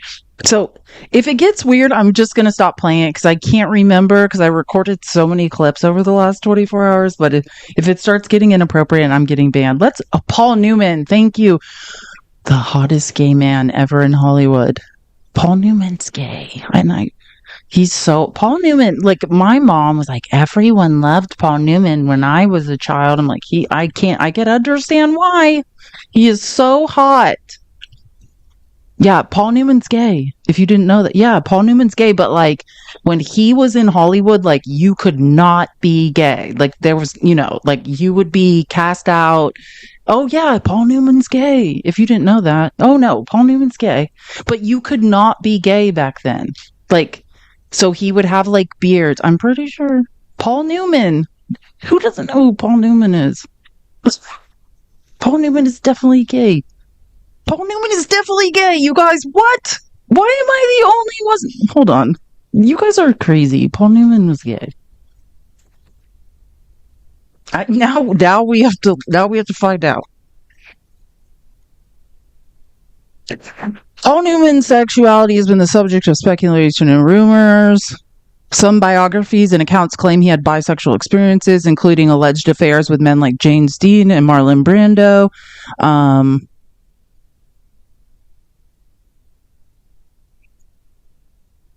Yeah, like, I don't know. I mean, this is just right. Like, I don't know. Whatever. There's people that talk about this stuff. That's all I'm trying. I mean, a lot of people in Hollywood say that Paul Newman was gay. Whatever. Oh, and wait, maybe I am thinking of Rock Hudson. Oh my God. No, definitely Rock Hudson's gay. Rock Hudson was like openly, well, was he openly gay? Or Rock Hudson was definitely gay. But I'm saying well, I don't know. I'm not saying, listen to me. I'm not saying he wasn't married, Paul Dubin wasn't married to a woman. I'm just saying there were a lot of rumors in Hollywood. Maybe that's what I should say. Yeah, nobody was openly gay. You could not be in Hollywood. You had to be married to a woman back then.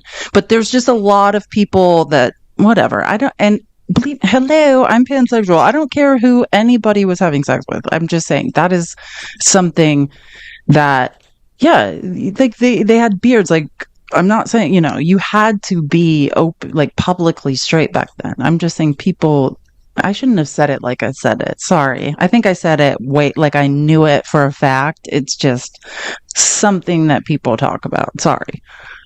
But yeah, I didn't mean to say it like, oh yeah, there's way more rumors about John Travolta. John Travolta for sure. Like, sorry, again, these are just rumors, whatever, but like you couldn't be a leading man in Hollywood, especially, I mean, John Travolta was a lot later. It was still not okay, but you couldn't be a leading man in Hollywood and be bisexual. You just couldn't, you had to be married to a woman back then. I don't care. I don't care who anyone has sex with. I didn't mean it that way. I was just saying. Well, I mean, it's just, you can just look up the speculation and stuff. I mean, it's well documented. There's, whatever. I wasn't there.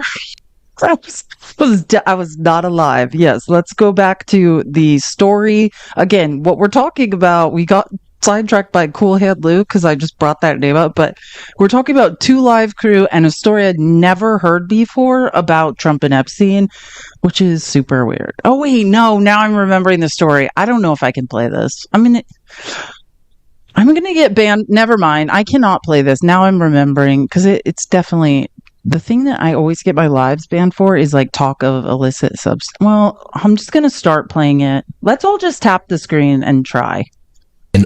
An old interview with someone who attended a Donald Trump party in the early 1990s has emerged. One of Donald Trump's celebrity friends at that time, his name is Luther Campbell. You may know him as the rap moniker Uncle Luke. He was part of the band 2 Live Crew. And he did an interview with SiriusXM about 10 years ago on a show called Make It Plain with Mark Thompson. And during this interview, Luther Campbell, aka Uncle Luke, talks about how in the early 1990s, he was at Donald Trump's house in Palm Beach, and he left this party when he saw people there who he thought were underage girls. He described the scene as looking like it was from Eyes Wide Shut with Tom Cruise and Nicole Campbell. He said Nicole Kidman is in Eyes Wide Shut. I'm remembering this clip. Actually, I think I'm just going to find the clip and put it in the Discord. I cannot play this because I'm remembering what they're talking about on it. I'm going to get banned if I play this because there's a lot of talk of illicit substances and young girls and like basically Uncle Luke was like, I'm getting the F out of here because I'm not going to jail over this. It's like an 8. Yeah, I cannot. Sorry, when I recorded this the first time, it was in the middle of the night. I cannot play this. I'm remembering now. I'll find the clip and I'll put it in the Discord if anyone wants to hear it. And it's part of a series Ben Meiselas has been doing. He's done a lot of reporting I did not previously hear before, and I'm here for it. But yeah, now that I'm hearing him talk about it, yeah, it's not something I can play on TikTok. I will be banned, and then I will be demonetized on YouTube. Okay.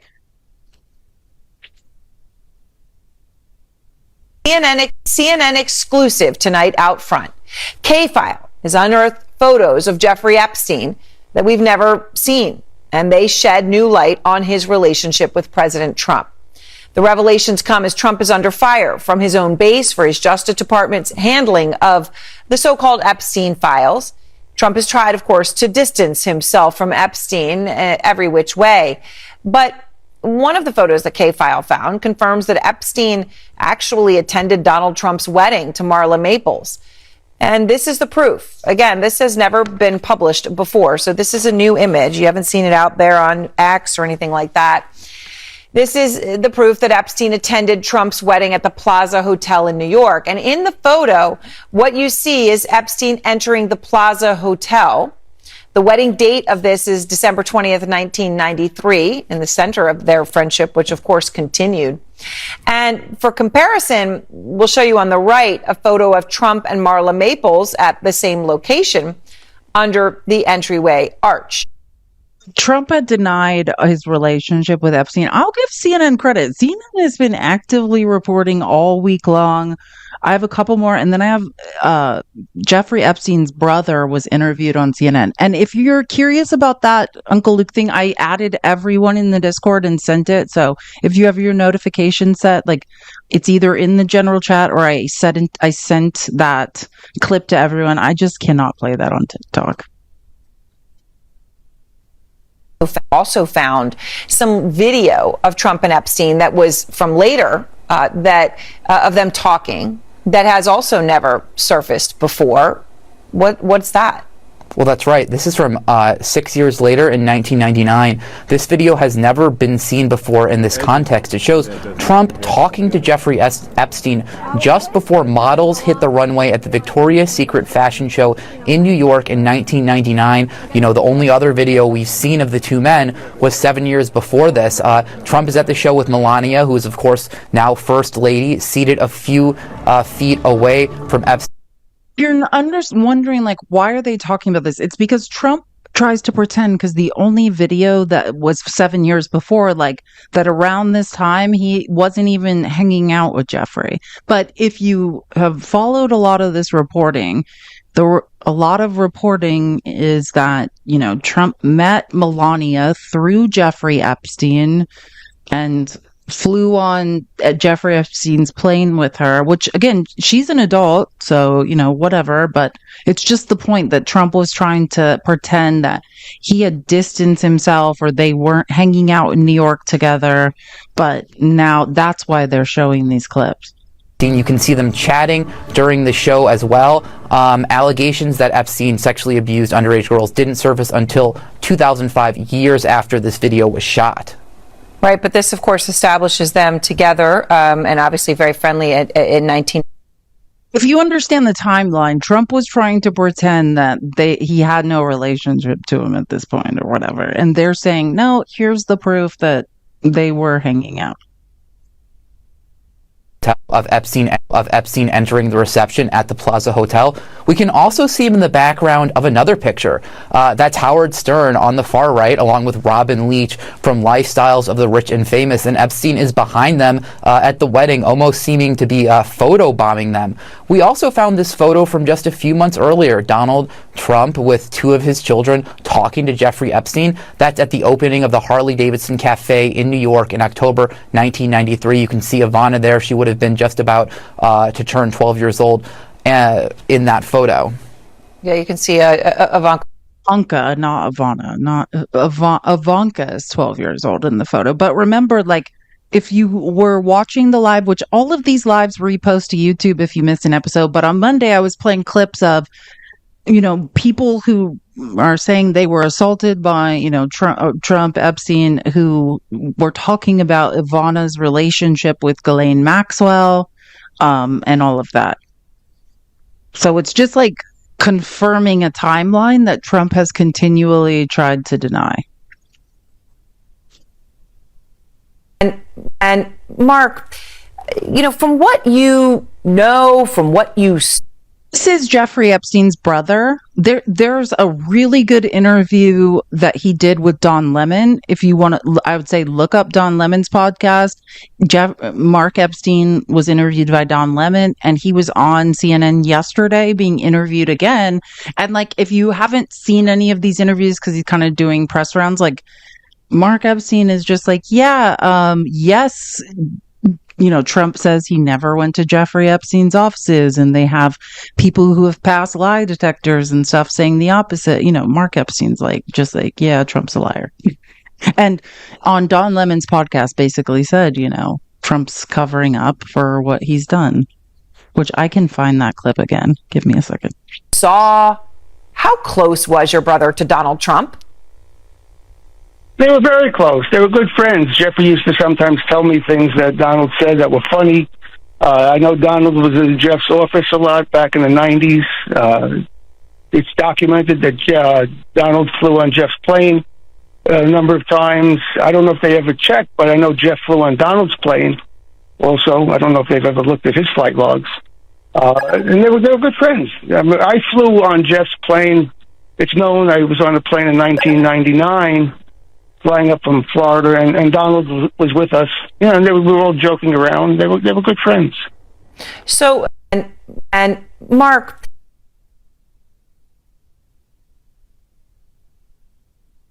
made me think of this, you know, something that the White House told us yesterday. We talked to a woman who accused your brother of sexual assault, and she also talked about an encounter with Trump at your brother's office. This was in 1995. She found it disturbing. She said she told the FBI twice to look into people around your brother, including Trump. But she talked about this incident that she said happened in his office. And the White House, their response to us, Mark, they were categorical. They said, quote, "The president was never in Epstein's office." Is that true? That's just another blatant lie, because he was there. The people that worked for Jeffrey in his office, you can find them. They can testify that they saw Trump in Jeffrey's office on numerous occasions. You know, so for him to say he wasn't there, all I can say is that's just another lie. I found the other clip, but I would say look up this interview. I can't play the majority of Don Lemon and what Mark Epstein was talking about, but the interview was posted on July 12th, and I'm just going to play the one clip I played like on the 14th of July in my live, because I think it's fascinating to hear, because Trump says the exact opposite.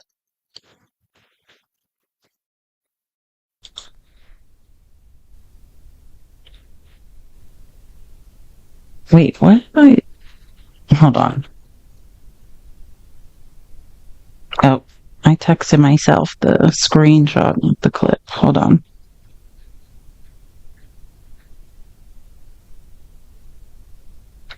Give me a second.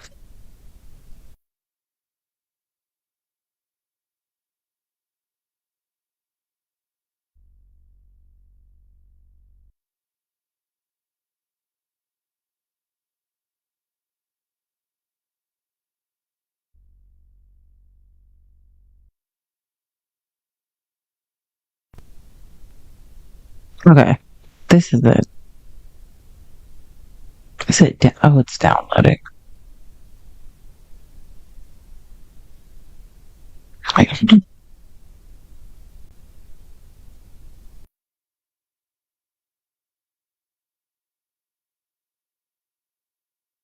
You know that paper is more sophisticated now than computers.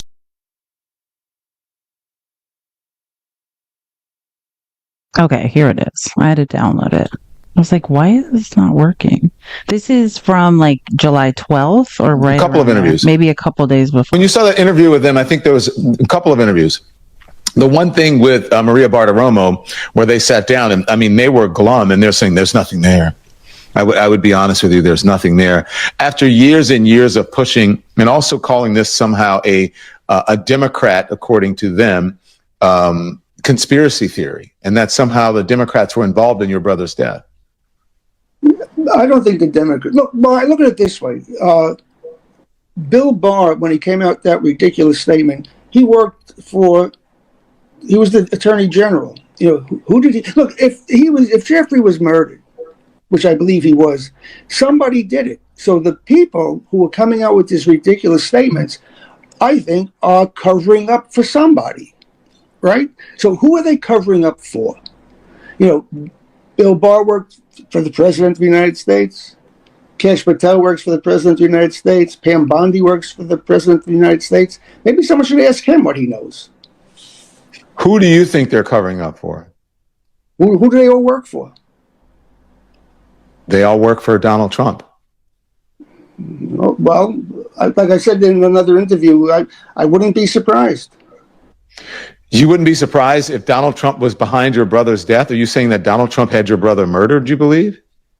I'm not saying that. I'm saying if that's what it was, I wouldn't be surprised. We know that Jeffrey had dirt on Donald Trump. We know that. That's a fact. Because he said in 2016 with the election that if he said what he knew, they'd have to cancel the election. He didn't tell me what he knew, but that's what he said. And I've been public about that before. That shouldn't come as a shock. Dirt like what? Dirt about what? Of course, Steve Bannon said that the only person he feared for Donald Trump's sake was Jeffrey Epstein. Why? What do you think? Jeffrey was going to beat him up? No, it's because of what Jeffrey knew. And what did Jeffrey know? Well, I don't know. He didn't tell me what he knew, but he said if he said what he knew, they'd have to cancel the election. That's a.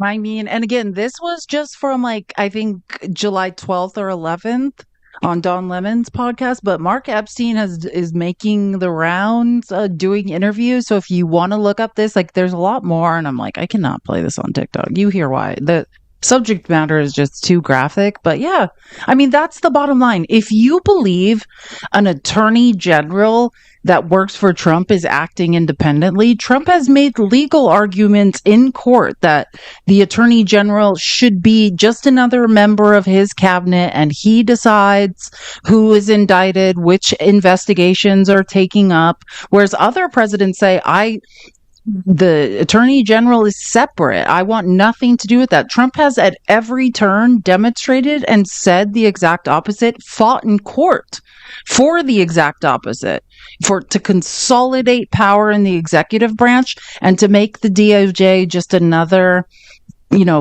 part of his cabinet. So, yeah, it doesn't matter which attorney general. If you believe that Bill Barr it was Bill Barr. No, it's the guy Bill Barr was working for. If you think it's Pam Bondi, if you think firing Pam Bondi and then we got him. No, it's the person she's working for. That's the reality of what's going on. And I just invite everyone to do their research on this stuff. There are so many, and understand if any for-profit media or publication like the New York Times, the Washington Post, if they published any of this stuff and they didn't have 10 sources and corroborated evidence and didn't give people polygraphs, they could go out of business with the lawsuit that could be brought. Truly, if any of this isn't true, then why Mark Epstein should be sued? Don Lemon should be sued. It's you just have to understand, like, this is the reality of who Trump was and what he was up to. Yeah. And I know it's hard, MAGA, because for some reason you could not put this together before, but I think it's time. If you care about children, if it was ever about protecting children and getting justice for these people, because that's why I don't think we should let it go. I mean, these are the most powerful people in the world. Prince Andrew, like, we know that, who have all the power, all the money in the world behind them, trying to hide this disgusting behavior. I don't think anybody should be allowed to get away with terrorizing children. Police be outing dead celebrities. Sorry, I know. I should have said that. Maybe I don't even know. Everyone suspected that. Sorry, that was my fault. That was great salad dressing, Paul Newman. That's the most important thing. I eat his salad dressing. That sounds horrible. That sounds really crazy. That sounds even worse. I'm just making it worse. Don't make me laugh, Steph, and don't make me talk about those things again. That was an accident. I just read a lot of blogs and things people say. I don't know. Anyways, I have so many more clips, but I think I have to go because I've got to take my dad to the doctor. What time is it? Yeah, it's 3:30. I have to take my dad to the doctor at 4. So I'm going to end the live now. I know. That's what I was thinking, though, Chris. As soon as I said that, I was like, oh, God, that's even worse. Great salad dressing. And I was not going to say the other thing, which would be even worse. But I'll be doing this again tomorrow, 11:30 Pacific, 2:30 Eastern. And I'll finish what I haven't finished today and do more research. I'm going to go through the new 46 pages that Tulsi Gabbard says prove something. So I'm going to go through those. I have that PDF and I'll look through it, but there's nothing new. I just don't think it's new, but I'll go through that and then, I'll be back with more news on all of this tomorrow. Thank you guys so much for your support. I appreciate you guys so much. You are amazing.